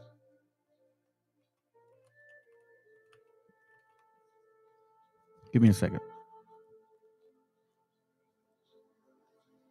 There it goes right here. I missed it. Okay. So check this out. Here it goes right here, family. And now the waiting game. In the meantime, Burham has largely gone quiet since his electoral triumph. Unlike the state of Jefferson, whose supporters fly the green double X flag of their movement all over far northern California, the green double X flag. You don't see visible signs of support for a state of empire as you drive around San Bernardino County. Most people seem entirely unaware of it. Check this out. Even Connie Leyva, a former state senator who wrote a joint letter to the Board of Supervisors in August 2022, opposing the ballot measures, didn't realize it had passed when reached by Cal Matters recently. She called secession a ridiculous idea for San Bernardino County, which she said does not have a big enough tax base to be self-reliant, and compared those pushing for it to a petulant child. These people are very foolish if they think that by seceding from California and becoming a state of empire, we're going to get more money. If you want more money, you need to work for it. Check this out. But Barron says he understands strategy and is intentional and wants to build his movement into something deeper, a cause for the residents of San Bernardino County. And he knows he needs to make people feel this issue is an issue about them, otherwise they won't care. Though he's growing impatient with slow pace, Barham is waiting for the answers that the county study will provide to start the evangelizing again. So this man needs support. Well, lo and behold, who's coming in? Lo and behold, some San Bernardino County elected officials have enthusiastically embraced Barham's plan, including Aquanita Warren, a self-described Republican with common sense.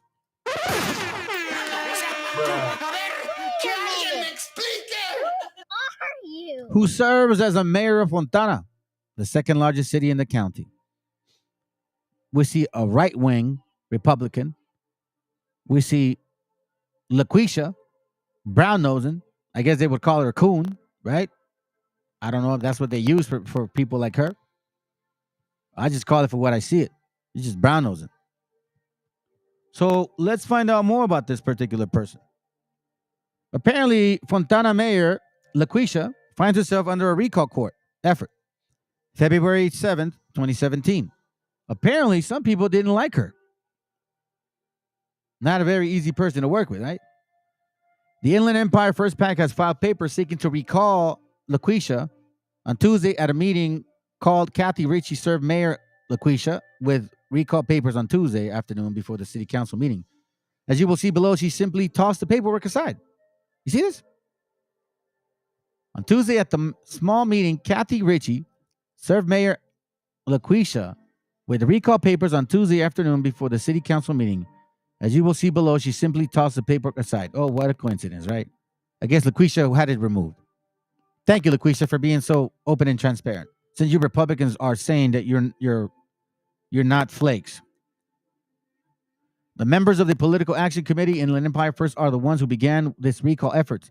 The reason for the recall were spelled out on their recall signature paperwork. LaQuisha has not performed her duties as a mayor of Fontana with the best interests of her constituents in mind and continues to waste taxpayer money to try and further her own political interests and ambitions. Like it's nothing new. Who are you? Black and brown, brother. Black and brown, brother. During her time in council, the following issues have become prominent to the city. Mayor LaQuisha has received political contributions totaling $100,000 to ensure that that the desires of her special interest groups and land developers come before the needs of Fontana residents. Oh, we just read about the guy. LaQuisha has supported a reckless residential and warehouse development, which has downgraded the quality of life, money interests, decreased neighbor safety, overcrowded our schools, increased traffic, and increased air pollution of Fontana's residents. Both violent and property crimes, including arson, mailbox theft, gang-related murders, have increased in our city and neighborhood. LaQuisha has supported subsidizing nearby cities, Rialto, Colton, and Redland, with Fontana public safety programs on the backs of Fontana taxpayers, putting Fontana residents in danger, meaning limiting the money to be able to fight for these particular things. Government accountability and waste are out of control. Mayor LaQuisha regularly takes expensive tricks at taxpayers' expenses, costing Fontana residents $10,000 annual with no reporting for how it benefits Fontana. Oh, trust me, it's nails in hair. It's nails in hair. That'll do it. One of my favorite moments with LaQuisha was when she was celebrating the drug-filled rave that was taking place in her city, where 2 young lives were lost. It has long been since the case of City of San Bernardino to look at the tax revenue over public safety or general health of the events. Lives have been lost, property has been damaged, and all for a few easy tax dollars. LaQuisha has taken this idea to Fontana and now using the Speedway as a way to host these events. To make matters worse, the media sources like SB Sun, Fontana Herald, and the IE Voice have turned this into a racial issue, bringing up the fact that Mayor Warren is a black female. Here we go, the race card. Oh, black folks love to use this shit, man. It's so convenient. I wonder if white people can use the white card. It's because I'm white. That's because I'm white. I'm being mistreated. I think I heard it for the first time. A group called the Inland Empire First PAC has filed papers seeking to recall LaQuisha, Fontana's first female and first African with an American experience. While LaQuisha was giving good news, Sierra Club members marched outside in costumes like Smoggy the Bear, which reminded me of the way that the Klan would go marching down the street of Fontana. Oh, really? Hey, this is... Can you see this now? What a beautiful thing to read. We just read from her supporters, I stand for the Constitution of America, and when you're talking about KKK, I wasn't here. It's not fair. Oh, but it's okay. So when Raza brings it up, you white folks have a problem with it. But when a black person picks it up, I guess it's okay. Let's read this. While Mayor Warren was giving good news, Sierra Club members marched outside in costumes like Smoggy the Bears, which reminded me of the way the Klan would go marching down the street of Fontana not that long ago in their white sheets with hoods over their face so no one will know who they are.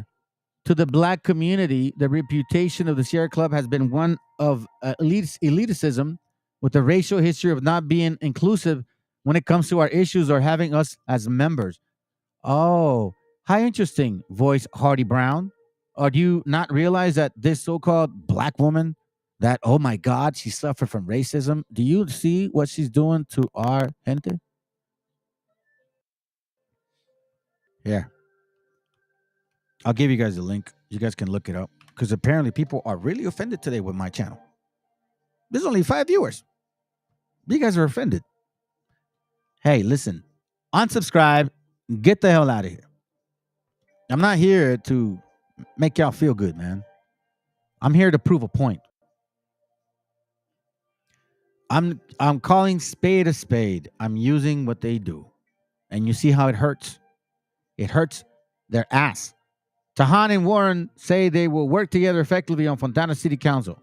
This woman has been a problem since the get-go. When Mayor LaQuisha and Mayor Pro Tem Michael Tahan became involved in a major disagreement in August 11th, Fontana City Council meeting, some people were left wondering how well they would work together. I'm hoping this does not divide our council.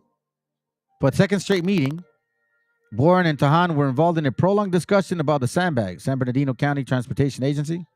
Tahan wanted to remain Fontana's representative on the sandbag board, while Warren took the unusual step of declaring that she wanted to be named the representative instead of Tahan.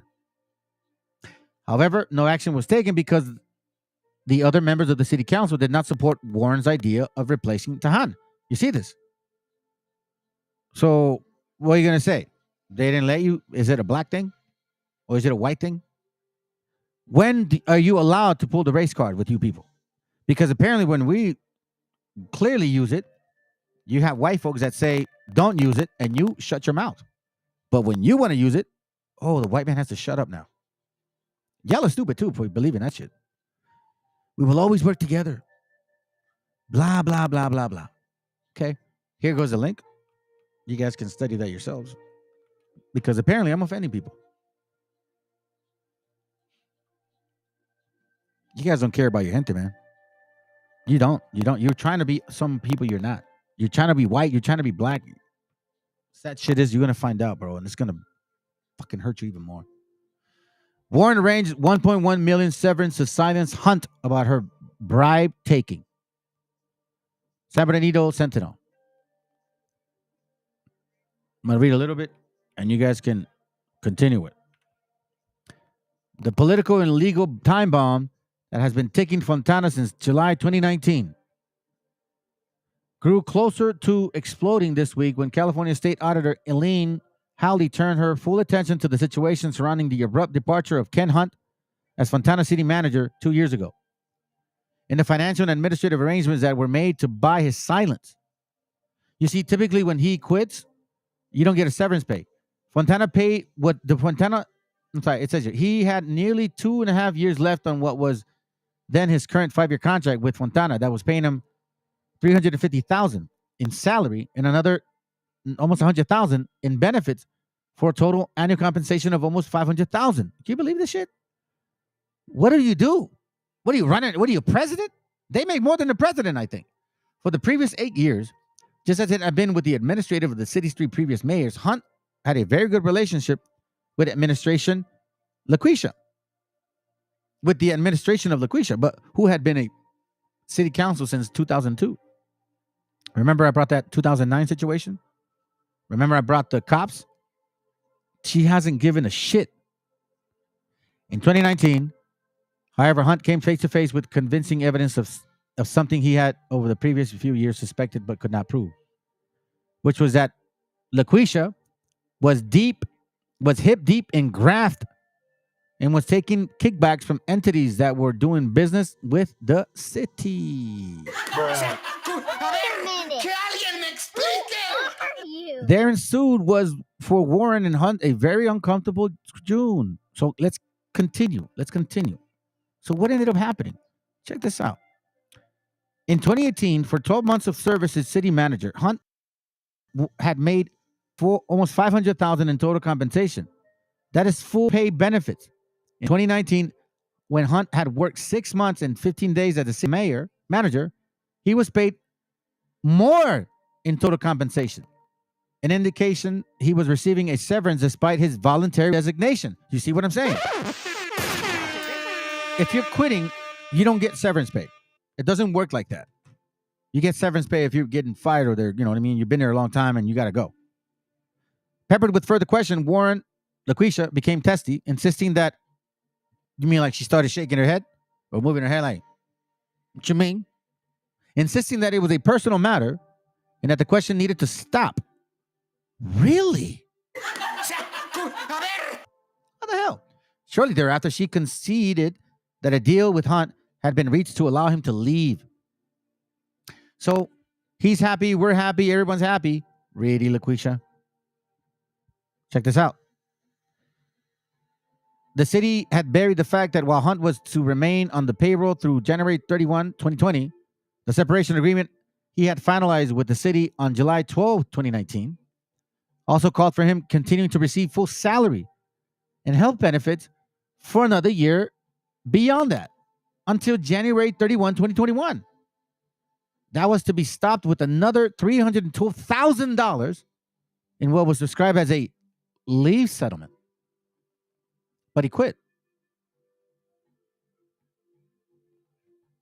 He quit. So if you quit, how are you, LaQuisha, how are you paying him money?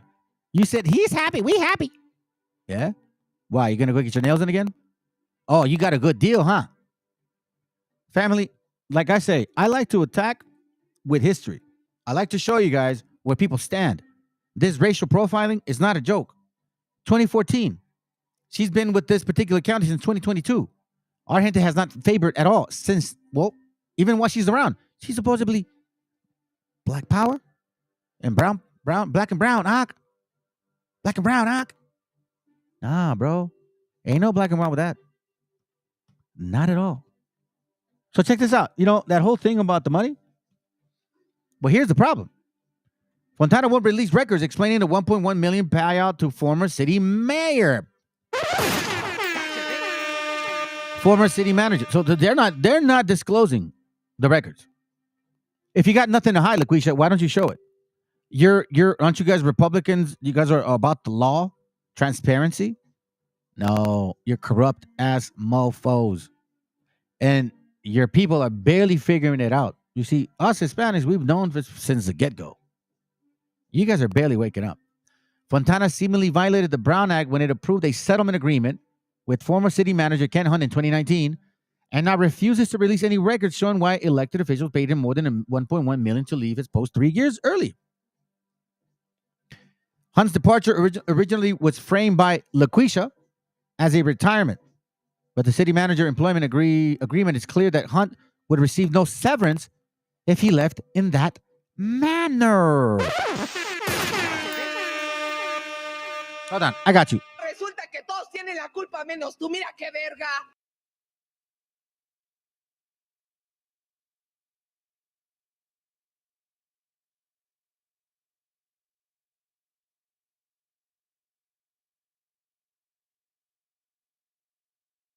That goes for you, LaQuisha. I'm just kidding. I'm done doing it too much. So it says here, even if the city council had voted to terminate this contract without cause, his severance package required only 12 months to pay. Yet Fontana paid him for 18 months through a settlement agreement. Why? One question has lingered since. What exactly was the city settling? You're right. What was the city? So again, here we go. We see corruption. We hear history of corruption with her. We're seeing currently corruption between counties, or at least the assumption of corruption. We see kickbacks. Is this somebody to trust, family?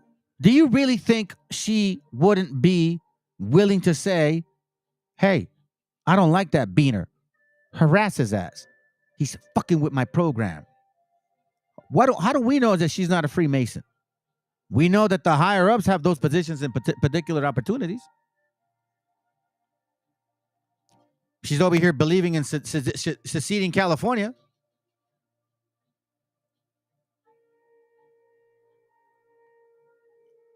Even amid the classrooms and playgrounds of youth, there are unseen battles. Check this out. From anxiety. Long ago. This is why I commend this brother for what he's done. And yeah, you know what? You guys that watch this channel, I am aggressive. I do say shit, but you know what? Because this pains me. It bothers me because when I listen to other channels, the shit that they say about you guys, and you guys don't say nothing. Nada, güeyes. There's younger brothers and sisters that are hoping for people to speak up and be leaders like this. You guys just sit back and want to argue about dumb shit. And I'm a homeboy, I'm this or I'm that, and hey, we're gonna do this and we're gonna do that, and we're gonna come together. And it's man, for years I've been hearing the same old shit. We gotta come together, Rag. We gotta come together. Really? You can't even come together with something like this. In when Parks was wheeling away this family's fruit cart and wheeling it over towards a dumpster near Battery Park. Mark Rabouillet saw firsthand the struggle that ensued between a street vendor and her child and the park officers. Then a couple of minutes later, NYPD shows up and NYPD attempts to detain this girl. Crowd starts to form around us, me included, and everyone's saying you can't do this. the officers lets the child go, and the park officer seen in this video tries to handcuff her. And that's when more people showed up. Someone put a foot out in front of the parks officer. He goes down onto the ground, brings the girl with him. It all happened on Sunday at the Battery after NYPD and Parks Enforcement Patrol confiscated perishable items from this street vendor who currently doesn't have a permit or license. You can only imagine that this child will live in a trauma for quite some time after that incident. Mohamed Atia is the managing director of the Street Vendor Project at the Urban Justice Center. He says incidents like this happen frequently, and he puts the blame on the outdated street vendor laws and regulations created in the 70s and 80s, which make it difficult for people to get a permit. Now the City Council has the opportunity to change that. See what I mean? So I think this was the moment, because this was, I don't know if it was before or after. He went seeing the chaos that is the Dr. Phil Punk, you know what I mean? The confused dude, the homo in secret. Anyways, so he goes on his show. Check this out. All right? It's happening, and it is driven by criminals. It's driven by the cartels. When they're taking advantage to bring individuals with serious criminal records into the United States or those that have committed crimes in the past. You're painting refugees with a broad stroke, saying that the stats say that refugees actually commit 50% less crime than U.S.-born citizens. And we have to understand that this land that we're on right now is indigenous land. I'm not. Nobody has ever. Why did white people stay in England? They came and committed 100 million genocide. 100 million natives died. This land was inhabited for thousands of years. Native Americans, Mayans, Mexicas for thousands of years. White people left England. Why didn't white people stay in England? And then on top of that, so the U.S. war on drugs, caused the land was Who's taking the drugs from white people? White people consume fentanyl, methamphetamine. White people are taking those drugs. They're demanding those drugs. The war on drugs created. Nobody is hearing anybody if you're both talking at once. Yes. Can I say something? Yes. Then I'll let you say what. You said they commit 50% less crime. Yeah. You know what I shoot for? 0% crime. They shouldn't be here. Who's causing the mass shootings? No. Another crackety crack. They shouldn't be here. Once again, historically speaking, you have been breaking the law since the get-go. So shut your illegal immigrant ass, Anglo wetback. Please get in line because you will be deported. Lord willing, he takes care of you. Let's continue. No, I don't want to go into anything else. I'm telling you right now, my son would still be alive. I know. I'm sorry if this guy wasn't in the country. You know what? There are children that died at schools that were killed by white people. Those kids would have survived if white people would not be here. Because I could make that statement too. You see how stupid you sound? But you see, you guys are flaky flakes when we use words that you use against you.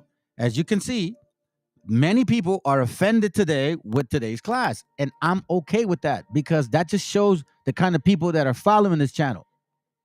Even like 490 something, only about maybe 10% of y'all really fucking give a shit. And that's okay, because you know what? This ain't entertainment. Y'all can go ahead and watch a bunch of other channels. Well, they'll go into some little windows, 8 or 7 of them or 4, and just listen to all their little theories that they speak in their mind. Just go ahead. You can entertain yourselves with all that, bro. It just shows the kind of people that you guys really are, man.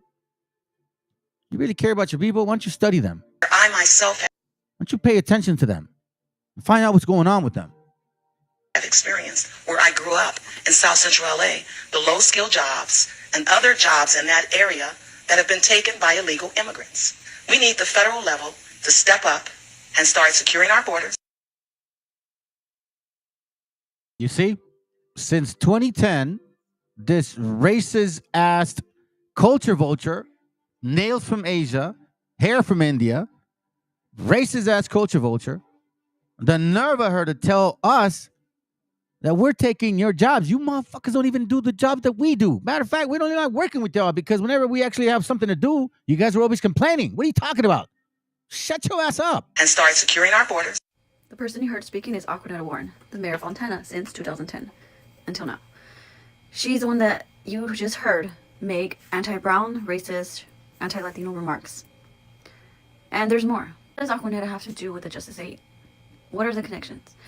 Aquanetta is friends with the Victor Royal judge that ruled against bail for the Justice 8. This is a person who has been saying Donald Trump racist type of remarks since before Donald Trump said them. We need to protect our borders. We must safeguard against terrorists, criminals, and drug pushers. And yes, about jobs, you bet it's about jobs and taxes. Saying all this when the whole city you work for is brown migrant families, more than 70%. You racist LaQuisha. The state is out of money and taxpayers are tired. They should not be on the hook to pay for those who are here illegally. And you get here illegally, you need to learn how to speak English. Edwin Enamorado was airing out a lot of Mayor Aquanetta. You know, and I have a problem with you guys, because America doesn't have a fucking language, okay? It's not English or Spanish. Matter of fact, the Constitution was written in English and in Spanish. Did you guys not know that? Africans, do you guys not know that? European Anglo, do you guys not know that? Do you guys not know that the Constitution was written in Spanish and in English? You guys are dumb. Netta's business in Fontana. And she then raided his home on December 12th in Operation Accountability, along with San Bernardino Department, Pomona PD, Upland PD, and Victorville PD.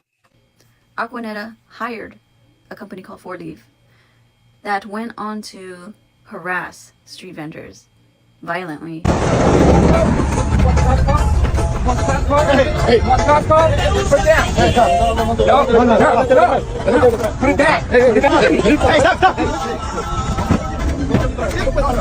So basically, men come out of a truck and start roughing you up without any marked vehicle, without any identification.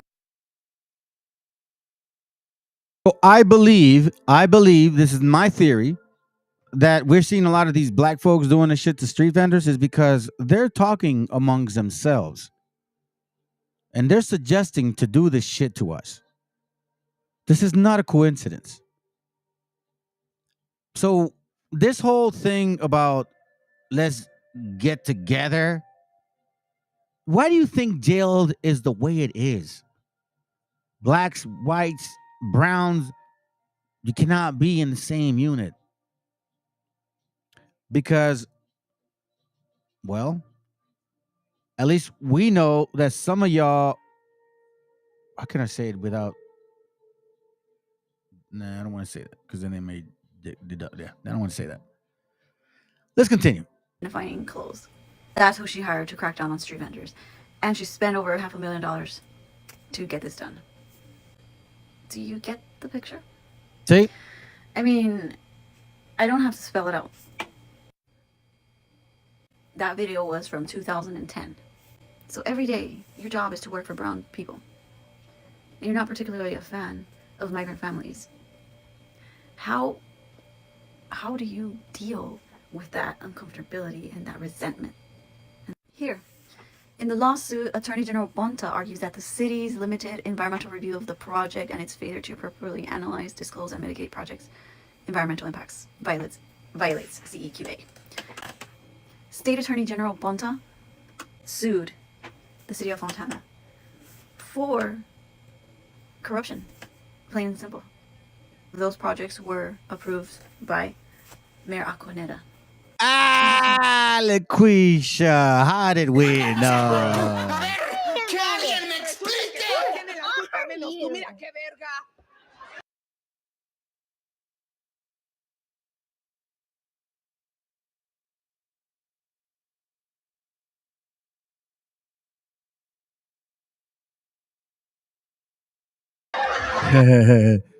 LaQuisha, Warren, now we know what's going on with you.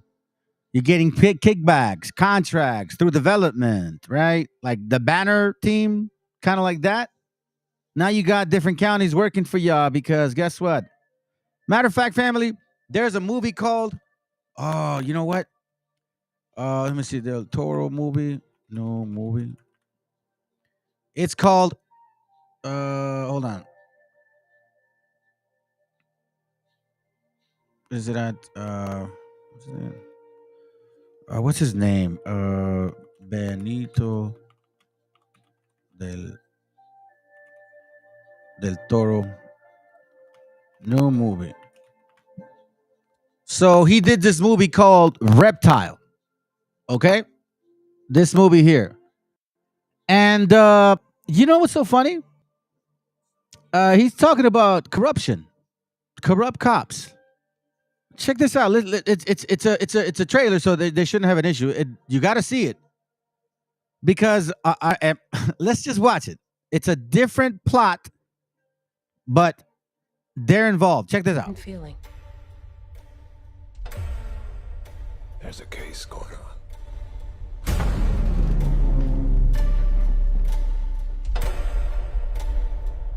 It's a real nightmare.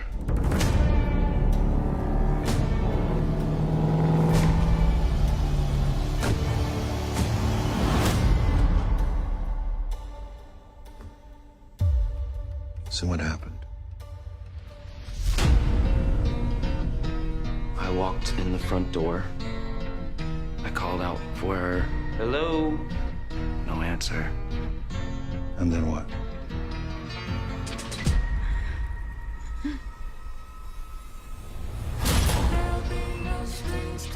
Can I show you something strange? Ow! That's a bite. It was the dentals that got Ted Bundy.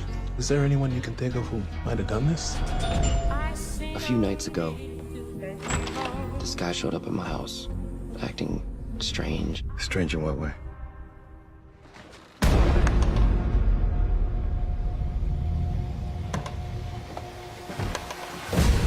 Who do we like from this? I'll go with the boyfriend. I got the friend. I'll take the weirdo.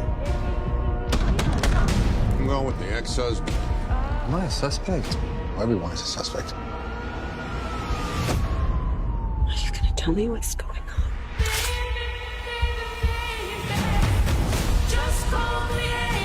You gotta think about your future. You can't be a cop forever. Can you keep a secret? I'll tell you the secret. But first, I'm gonna need you to do something for me.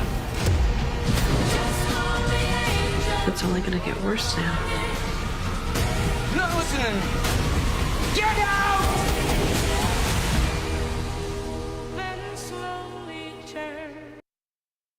Well, I thought they would have given you some more hints, but I don't want to ruin it. I'll just kind of summarize it. You're gonna assume that it's a bunch of different people, but it's related to real estate, cops, contracts, and key people being involved at a high level.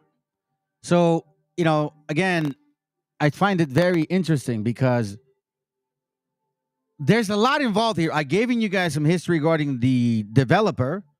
He's trying to secede California. the implementation of the 287 program that allows cops to technically act like immigration officers, the authority or the hiring of people to go and harass the vendors, the authority of sheriffs to go and harass enamorado. And then all of a sudden we see a bunch of black folks attacking our vendors. I'll give you an example, family. When we were getting into the whole Freemasonry thing, you know, I don't know if you guys recall, but when we were listening to one of the Freemason videos, right? One of the guys, there it goes right here. Check this out. I think it's this one. The Divine Nine is something new to you. It's not Yes, new listen. to us. So we have a lot of people we know involved in those things, right? We know of them, but they don't even know that it's tied to Freemasonry. A lot of them don't. But I guarantee you my grandmother was ignorant.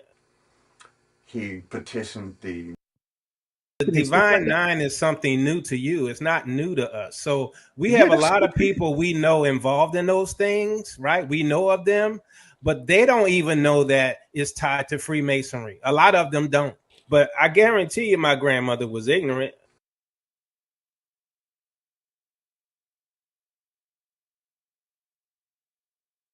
I don't have the video exactly, but he was saying that almost every black person has some kind of connection to Freemasonry.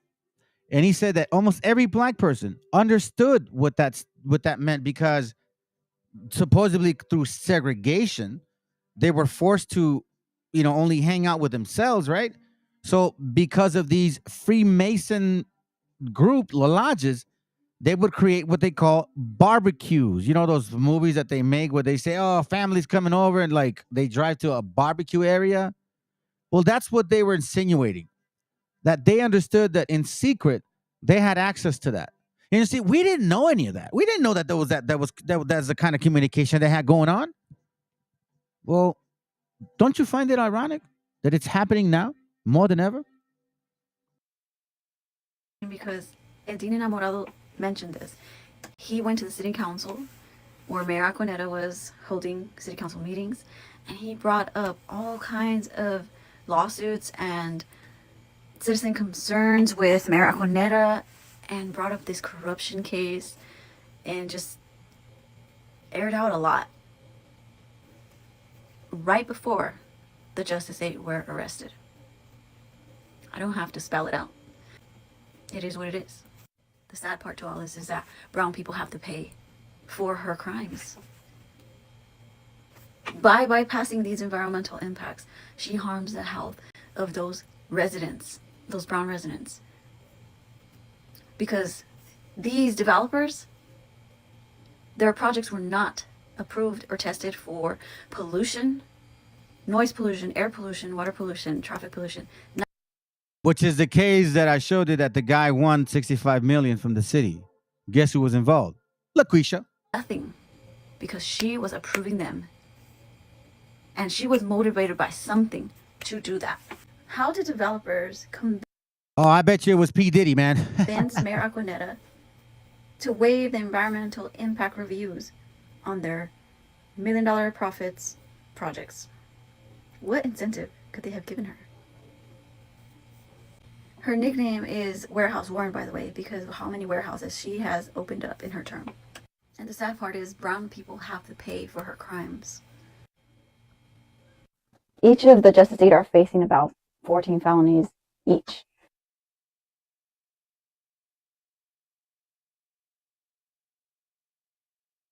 Oh, it speaks for itself.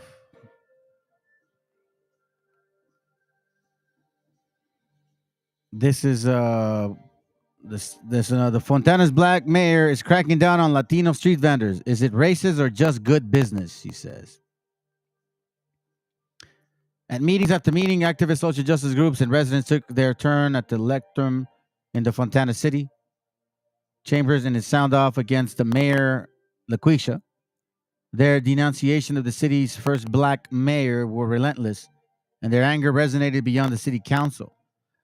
For months, LaQuisha has been driving force behind a crackdown on street vendors selling goods without proper permits. Under a series of regulations approved by the city council, unlicensed sellers could be arrested and misdemeanor charges. Their food and equipment now fair game to impound and trash. It's time to take a stand, said LaQuisha. We tried everything we could to help people get legal. It's time to grab a couple of hammers.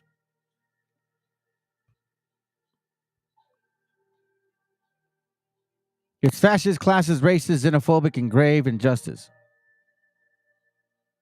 Because of your votes, people will be traveling to poverty, debt, trauma, and deportation.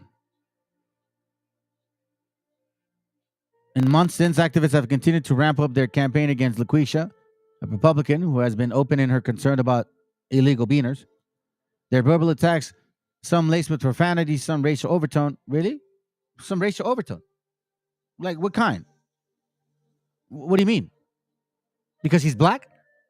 So see, there it goes again. You see this family? Here goes the blackity black thing again. And even as critics accuse the city leaders of an ethically motivated crackdown on working class Latinos, Warren's defenders say the backlash itself is a racist in nature. A move to undermine a clear-eyed leader because she is black. She's a black woman. Are you fucking serious? I have followed this anti-black behavior brought in by this immigrant group since it surfaced back in October. You see this shit right here? This punk ass right here? Another LaQuisha's husband? A longtime activist in San Bernardino black community said during a December council meeting, they have called us everything but a child of God and usually racist stereotype language I choose not to repeat. Well, you guys are not children of God. Have you ever called us children of God? Have you ever called us children of God? You want us to call you children of God, but have you ever called us children? Matter of fact, you know who called me a beaner for the first time? It was a black kid. Black kid called me a beaner for the first time in America. So shut your ass up. Try to make it seem like you guys aren't. Please, by all means. That whole empathy is out the door in this classroom. We don't believe that shit no more. We know for a fact that you guys were involved in this whole coming to this town, making sure that you took full advantage of it, which is why your spirit is coming about. And this is why I'm showing people. Your spirit at Three Small Business and to its natural senses. You're basically coming to its natural senses. You guys were racist since the beginning. You guys helped the white man, take this land. You guys brought smallpox. So you're just basically manifesting yourselves all over again. That's what I'm trying to show my people. To be mindful of you guys. We're not the same. We will never be the same. And I'm going to tell you this right now. You will never rule again. Get that through that wool. We're talking about are human beings just like you. This is our community, and you just don't dump anything on us and expect us to accept it. And I want to say something to you all. Stop depending on the politicians and stop voting for the same people getting the same results. All right, so then in this one right here, we already know the situation with immigrants that's happening in what you would call sanctuary cities, people who voted this mess. And I support our mayor. He is our... So you see what I'm saying? So check this out. You see, today we welcome. This is what I'm talking about, family. Okay, so this guy's name, David Packman. He invites this white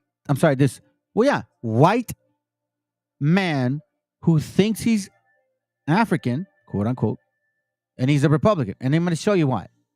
So he invites this guy over to talk about because he's running for something. Okay, so let's kind of listen in real quick, and then I'm gonna speed it up. I'm telling you, family, they use this shit in any way possible. You guys are weak ass people, man. You honestly, to be quite frank with you, I'm not impressed. That's why I tell you, brothers, man, study your history. Spiritually, it'll strengthen you, and intellectually, you'll grow in spirit. It'll strengthen your mind, and you'll start seeing through the bullshit right through. And no matter what nationality they look like, you'll see right through it. And you'll call it for what it is. And you won't be embarrassed about it. Because that's the problem with people. You want to say, don't be politically correct. But then you want people to be politically correct. Because check this out. Let's experience what we have seen for quite some time. That's why I called out the Willie Lynch letter. It's a lie. That's why I called out Suerte Pete. It's a lie. That's why I said 1619 never happened. It's a lie. That's why I said transatlantic slave trade wasn't pertaining to them. It was a lie. But guess what? When I say that, they say, where are you getting this information from? So then I say, if you think I'm wrong, hit the fucking link. It's right here. Hit the link and tell me that I'm wrong. Show me where I'm wrong. No, that's not the link. Which one is it? Well, here. Tell me that I'm wrong. Show me that I'm wrong. But anyways, let's continue. To the program, Royce White. Royce is a Republican running for the U.S. Senate seat. Actually, Amy Klobuchar's seat, interestingly enough. Royce has been endorsed by Steve Bannon and Alex Jones in the Minnesota. So pause right there for a moment, family. Does this person look like a so-called African? I'm just asking. I'm asking. Yeah, our people don't realize how racist all the damn nations are. They don't realize it. So this right here, this example right here. Does this guy look like he's African? I mean, somebody just yes, no. I'm gonna wait for an answer. Just please. Does he look like he's an African? No, he looks like a fucking white guy. Okay, he does not look like an African. Okay, he looks like a gringo. So think about this for a moment. When the Spaniards came in 1492, and you saw him, you would think he is maybe white. He don't look like us. That's what I'm trying to show y'all. Swarte, light skin and dark skin, straight hair, woolly, nappy, all of it came. Let's go. The Republican Party also hosts the Please Call Me Crazy podcast, available on YouTube. Royce, if I understand correctly, in 2020, you wrote in Tulsi Gabbard, but you're behind Trump currently. Is that right? That is correct. So listen, you came to my attention in a clip I talked about the other day where you said one of the issues you find right now is that women have become, quote, too mouthy. Tell me about that. How did you come to believe that? So I don't want to go into the whole interview because it's kind of going back and forth, back and forth, back and forth. They spat with each other. So let me kind of give you a little bit, and then I'm going to show you at the end what he actually goes to, what he resorts to, what they all resort to. Fine. The mainstream media is trying to depict or paint a picture of a rising, let's say, misogynist America First movement based on my one soundbite. But then you turn around and say, well, you can't talk about all feminist ideology based on Ana Navarro. What are we talking about? I'm not. No, first of all, I'm not doing that. Just to kind of really bring you up to speed. He asked for an example. He mentioned Ana Navarro. He's like, is that the only example? Because it's not the best one because she was joking. But then he's like, well, I didn't say that. He's like, yes, you did. So anyways, let's continue. Now he's getting more agitated. It's not a different question. It's not a different question at all. It certainly does, because there are fundamental rights of being an American citizen, one of which has always been the presumption of innocence. Number one. So there is complete merit to bring it into question when we talk about American citizenship. Royce, you understand that when police investigate crimes, they investigate crimes, but that doesn't take away the presumption of innocence in a court of law. Like, this is basic legal stuff, Royce. No. It takes away the presumption of innocence in the court of public opinion. But this is crazy. It takes away the presumption of innocence in the court of public opinion, which now in today's world can be just as dangerous as the opinion in the court of law. Oh, hold on a second. This is interesting because watch what he's going to say right now. And even for false rape claims are 0.02% of all sexual assault claims. According to you. According to crime reporting from police departments all over the country. According to you and according to you, then why don't they bring more claims?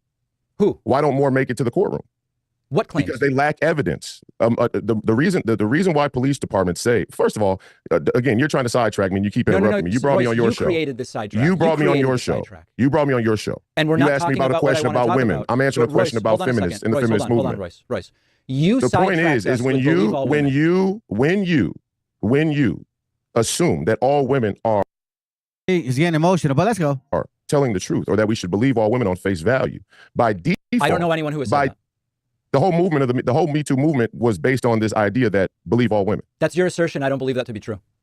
Oh, okay. Well, you let your viewers decide then. Let's go to the next question. Trust but verify is the view that I've always had. Believe all women was the commercial, widespread commercial. Believe all women was the widespread commercial and you brought it up out of nowhere. Let me ask about a couple of across American culture and across political culture. That is, in my opinion, more than a valid reason to be able to say, hey, women are getting out of control. And I do think radical feminists are getting out of control. I should have been more specific. But I get the thought I was point being that humorous. you think women are out of control. I got it. No. I said radical feminists are out of control. Be clear. And they are. That's why they're bringing their children to drag stripper shows. Let me ask about a couple of things. Do you think that's okay? Do you think it's okay to sexualize children at drag stripper shows? I don't think the children are being sexualized if they go to a drag show. No, I just don't think that that's the sexualization. You don't think that you don't. Quick, the reason they're talking about drag shows because strippers is because he asked him, "Hey, you went to a strip joint, or at least it was reported that you used money to go to a strip joint," and he's like, well, I mean, yeah, but it was for food." So he's like, well, did you order it? He's like, it was for food. He's like, well, did you order it or did somebody that was with you order it? So he's like, so apparently when someone goes to the strip joint, you don't think they have food at the strip joint? I'm going to tell you something, man. When I was young, I used to go to them, not often, but I knew for a fact never to fucking eat there. What are you doing eating at the strip joint, bro? Food, for real? Girl shaking her ass, butt all smelly and everything, bro. The whole room, if they don't perfume that shit, smells and stinks. And you are saying that you went to a strip joint to have food. Republicans. I think children are being. Would it be okay for me as a grown adult male to take underage kids to a regular strip club? I don't think they're allowed. No.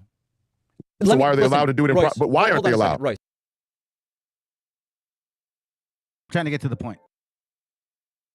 Royce, you brought but you have an opinion about. I'm going to have to mute you, Royce. I'm going to have to mute you. Okay. You're bringing up topics and then telling me I brought them up. This isn't a way to be interviewed as a serious I didn't say person. that. I didn't say you brought it up. I said you had an opinion about it. You told me I brought up believe all. Brought it up. I'm going to bring up every topic I want to bring up. Oh, so you white liberals are not going to tell you. Yeah, I brought up the feminist movement and I brought up the drag stripper shows as an example. Hey, here goes right here. He said, you white liberals. Watch this. I'm telling you, when shit don't work, when they find out how small your brain is, then you use the race card. Continue the interview. Oh, for sure. Okay. Yeah. You brought up strip clubs. It was recently revealed you spent campaign donations at a strip club. Is that true? That's not true. Okay. It's been sourced very well by the Daily Beast. Where did they get this information? The Daily Beast, first of all, the Daily Beast is not a good source. That's number one. But number two, it wasn't well sourced even in that article at all. It was a reference to a campaign filing. Yes. And who was that? Well, there were a number of people. So you have time for me to go through a list? Fooling. So the people who prepared the question. reports. I answered the question. I'm the trying question to is no. understand it, Royce. The people who prepared the reports. The answer is no.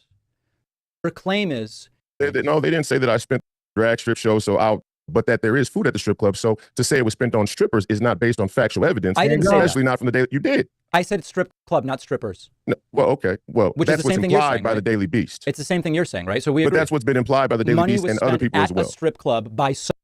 Well, it's because you're so obviously lying. Oh, okay. I'm so obviously lying. Yeah, just tell me the truth. So, did a staffer spend money on food at a strip club? You white liberals have a lot of nerve. You see that? You see this? You people.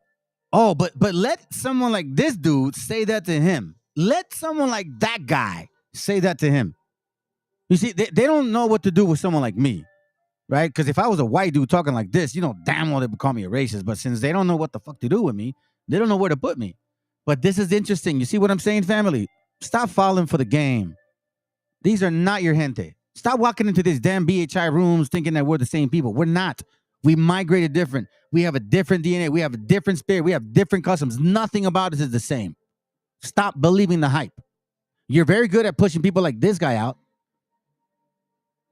But yet when they bring you real history that people like Kim showed up in 1492, then you want to bend over. Bro, you white liberals hate when black men vote Republican. You hate when black men say.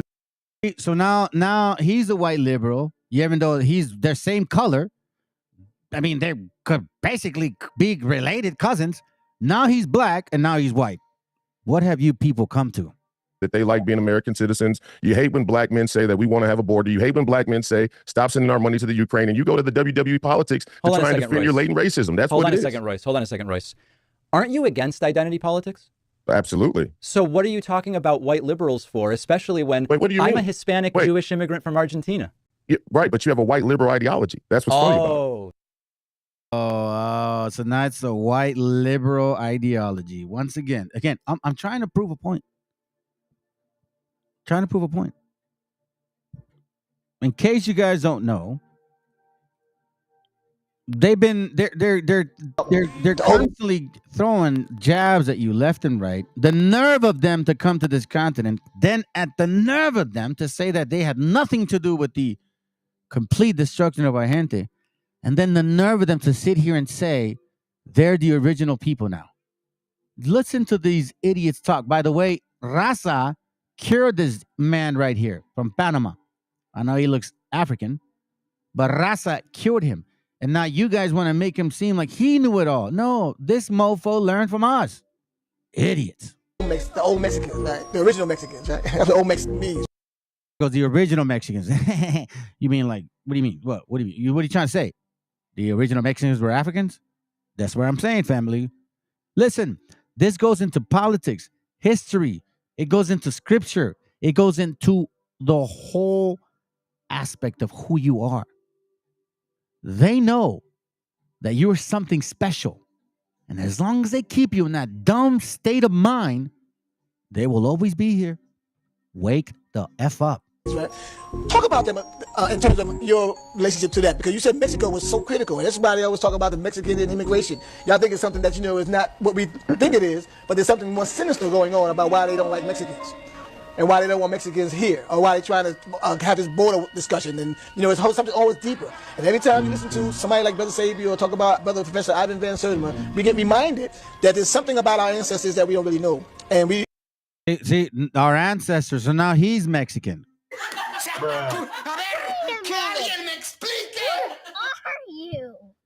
Yeah, I know you love that shit. And it's closer to us than we can probably even fathom. So talk about, that to the degree of Mexico and its significance and the Olmec, Toltec, and Zapotec. The Olmec society was a highly ethical society. It wasn't a society like Egypt. Egypt was a confounded society. Egypt was a compounded society full of magic, full of mystery, full of wickedness, full of sodomy. And I know that burns your spirit, but that's who you guys are. Know this for a fact. This man's going to say, he's not going to agree with what the other guy's saying. He's going to say, the people of today, I know you're trying to insinuate, but he's going to bring it to today. The people of today. You, mi gente, mis queridos hermanos y hermanas. Let's go. It was a society that was built with Greeks, Persians, and Italians. Egypt was not like Mexico. Mexico was thoroughbred. This is why today the descendant of the Mexican has a level of integrity that nobody on the planet has exhibited. Whoa. So this guy's saying, us Mexicans, he's like, no. Nah, he's not talking about you, African man. Talking about us. Has a level of integrity that nobody on the planet has exhibited. Not even the Egyptians in Egypt today exhibit that level of integrity.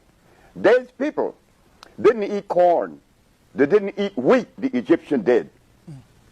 They didn't eat cows. They didn't eat hogs, the Egyptian did. The Mexican ate what they call teocinte.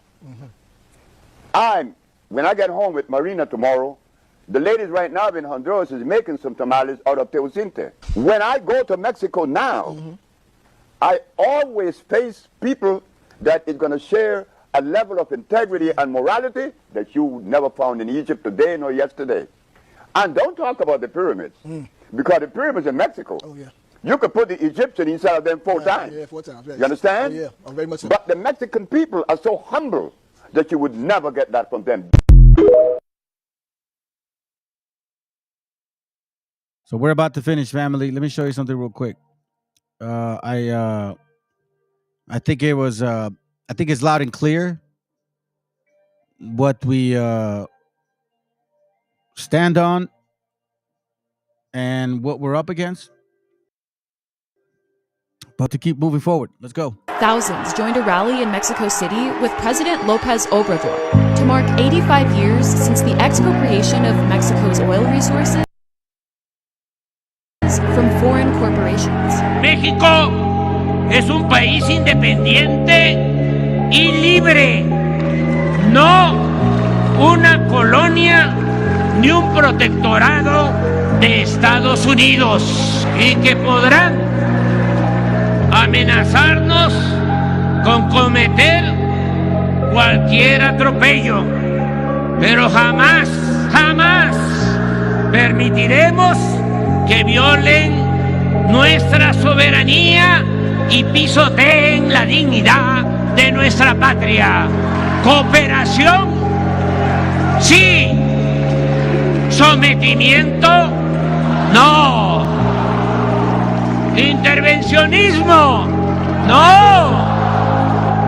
¡Viva la expropiación petrolera! ¡Vivan los trabajadores y técnicos de antes y de ahora de la industria petrolera nacional! ¡Viva México! ¡Viva México! ¡Viva México!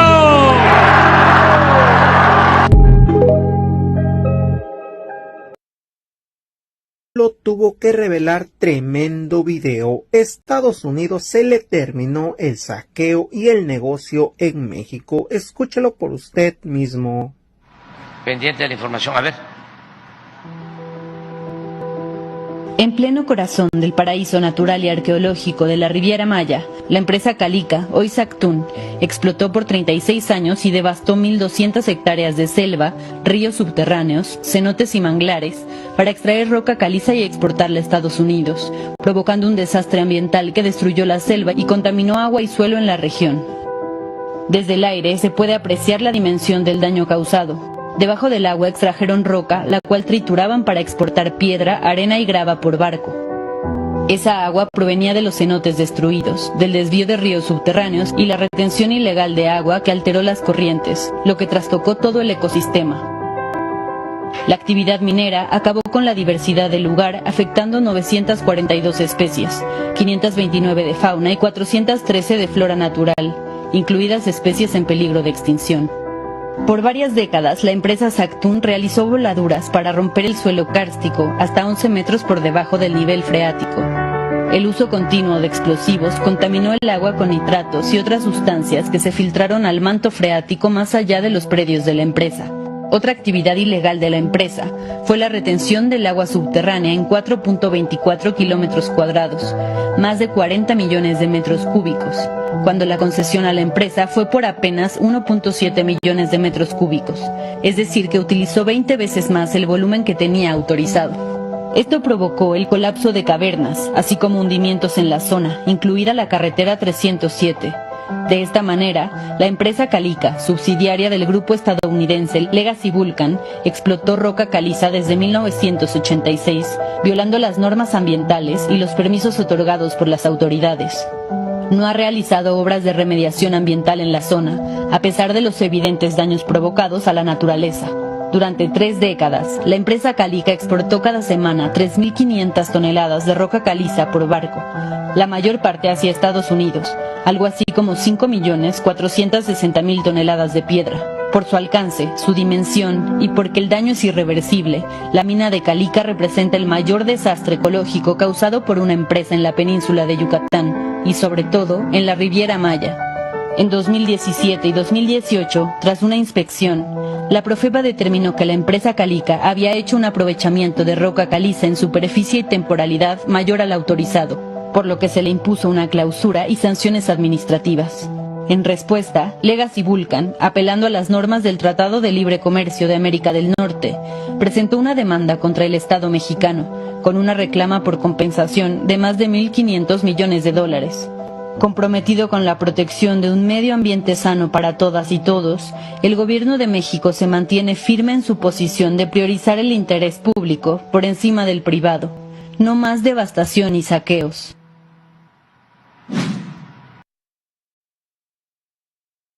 It's kind of long, but I wanted you to see it. And here's the facts. America, white America, specifically white America, Anglo, you know, the racist ones, right? In case you guys don't know, since 1986, every single cement, that has been laid on this floor here in this land is from Mexico, cabrones. Most of it robbed illegally imported, because you're always good at breaking contracts. The nerve of you to sit here and think and now complain because shit is expensive. Now you're complaining inflation. Now you're understanding what inflation is. It's like that columpio thing. When other people suffer, your shit is cheaper.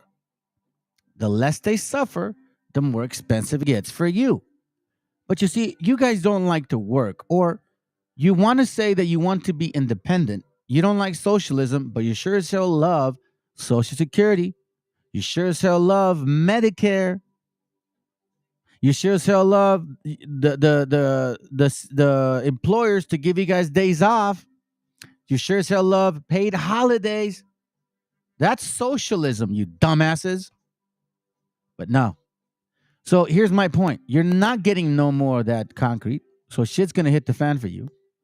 And family, I'm going to tell you something. You have to understand your power as a spiritual person, because what they're doing to you is they're absorbing your spiritual abilities. This is a spiritual, capitalist, twisted, wicked bunch of people. Chicano generates 3.2 trillion in GDP, ranked 5th largest in the world. LaQuisha, 70% of the people that live in that county are raza. There's actually no raza in any of the positions of mayor or any of that, as far as I understand. Surpassing India, United Kingdom, France, Italy, and Canada. The Chicano community, raza, drives 20% of the U.S. economy. Let's listen in. Shows the tremendous impact and growing importance of the U.S. Latino community in the U.S. economy. The 2023 official Latino Donor Collaborative U.S. Latino GDP report provides a comprehensive view of the Latino community's impact on both the national and state level economies. And here's one of the key findings. U.S. Latinos are generating an incredible $3.2 trillion in Garfield is the number overall. That places the U.S. Latino economy as the 5th largest in the world, surpassing the economies of India, the United Kingdom, and France.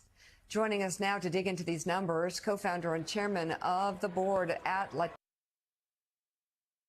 Okay, so as you can see, right, 3.2 trillion. Okay? Compared to this flimsy ass shit, 1.63 trillion. And you guys want or have more political power than we do. But yet you say you suffer the most. Black spending power reaches record 6.3 trillion. Reaches record.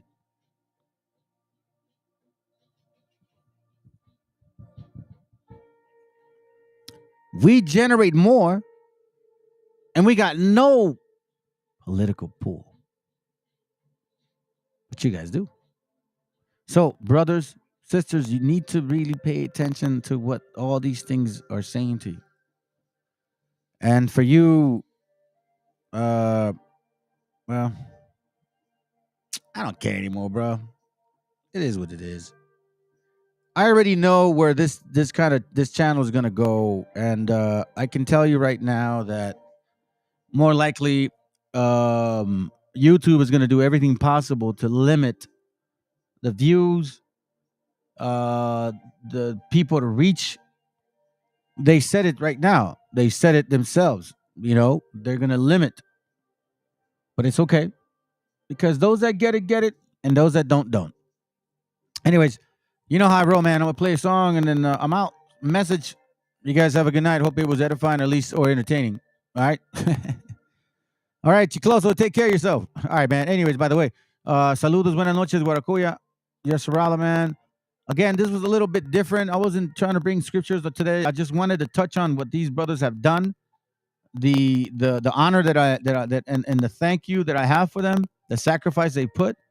Lord willing that they stay safe. Hopefully that brother gets help. Now, I'm me personally going to continue to do some particular research on this. If you brothers want to maybe help me out on something further, you guys can always reach out to me. I have an idea, but I'm not going to do it like a channel type of shit. It's going to be very personal. All right. So anyways, you guys have a good night, man. Shalom.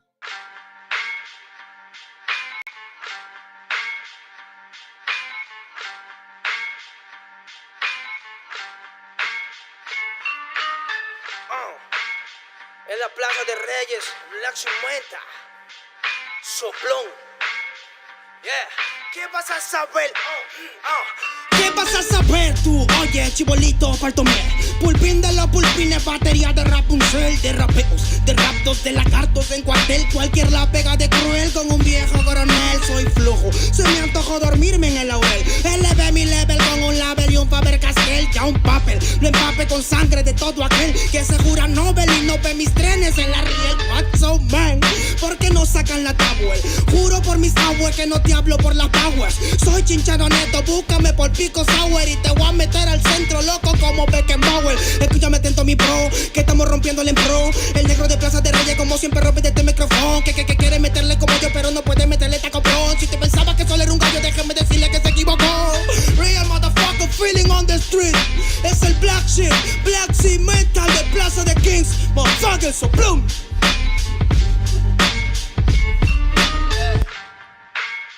Nero Luigi, man, desempeño en la victoria para que sepa.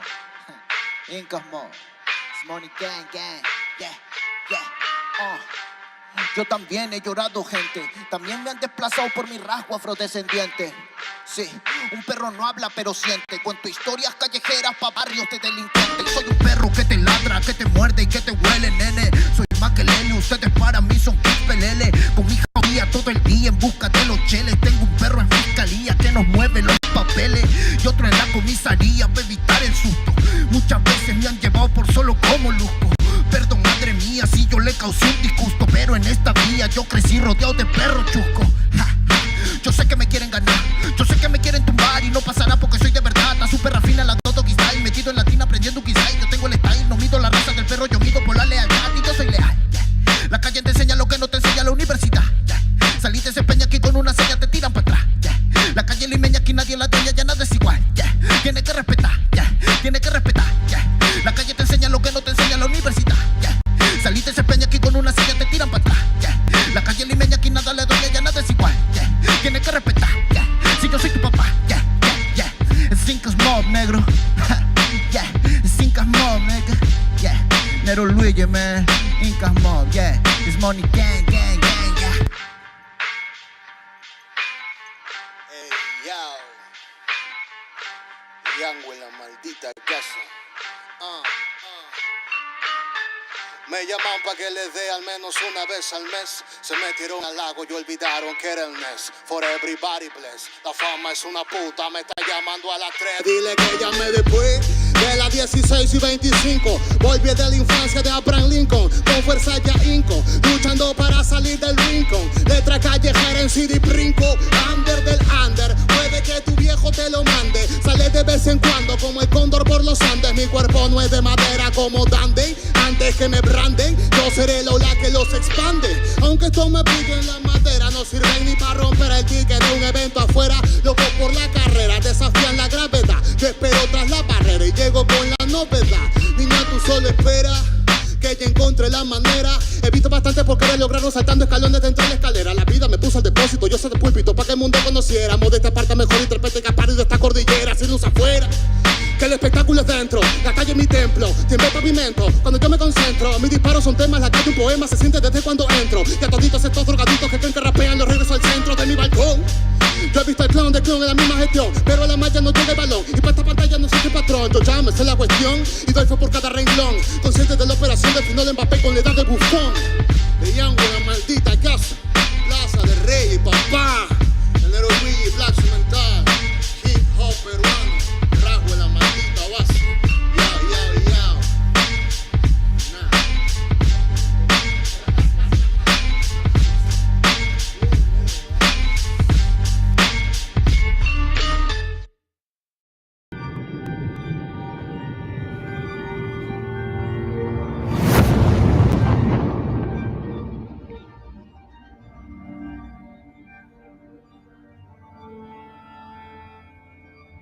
Ical, hijo, abre los ojos.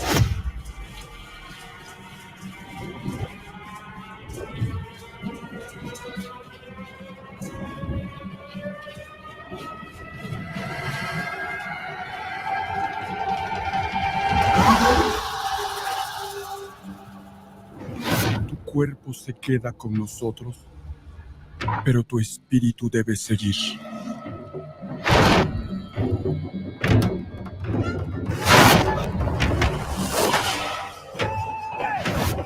Busca la luz. Aléjate de las sombras. Deja que nuestro dolor sea tu fuerza. Desde aquí iluminamos tu camino.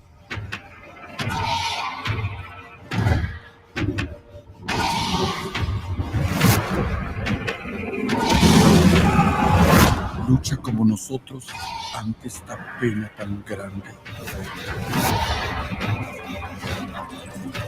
Yo soy tú.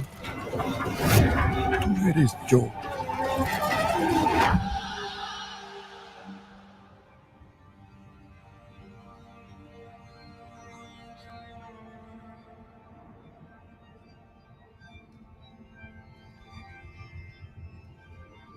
La muerte que hoy nos separa, mañana volverá a unirnos.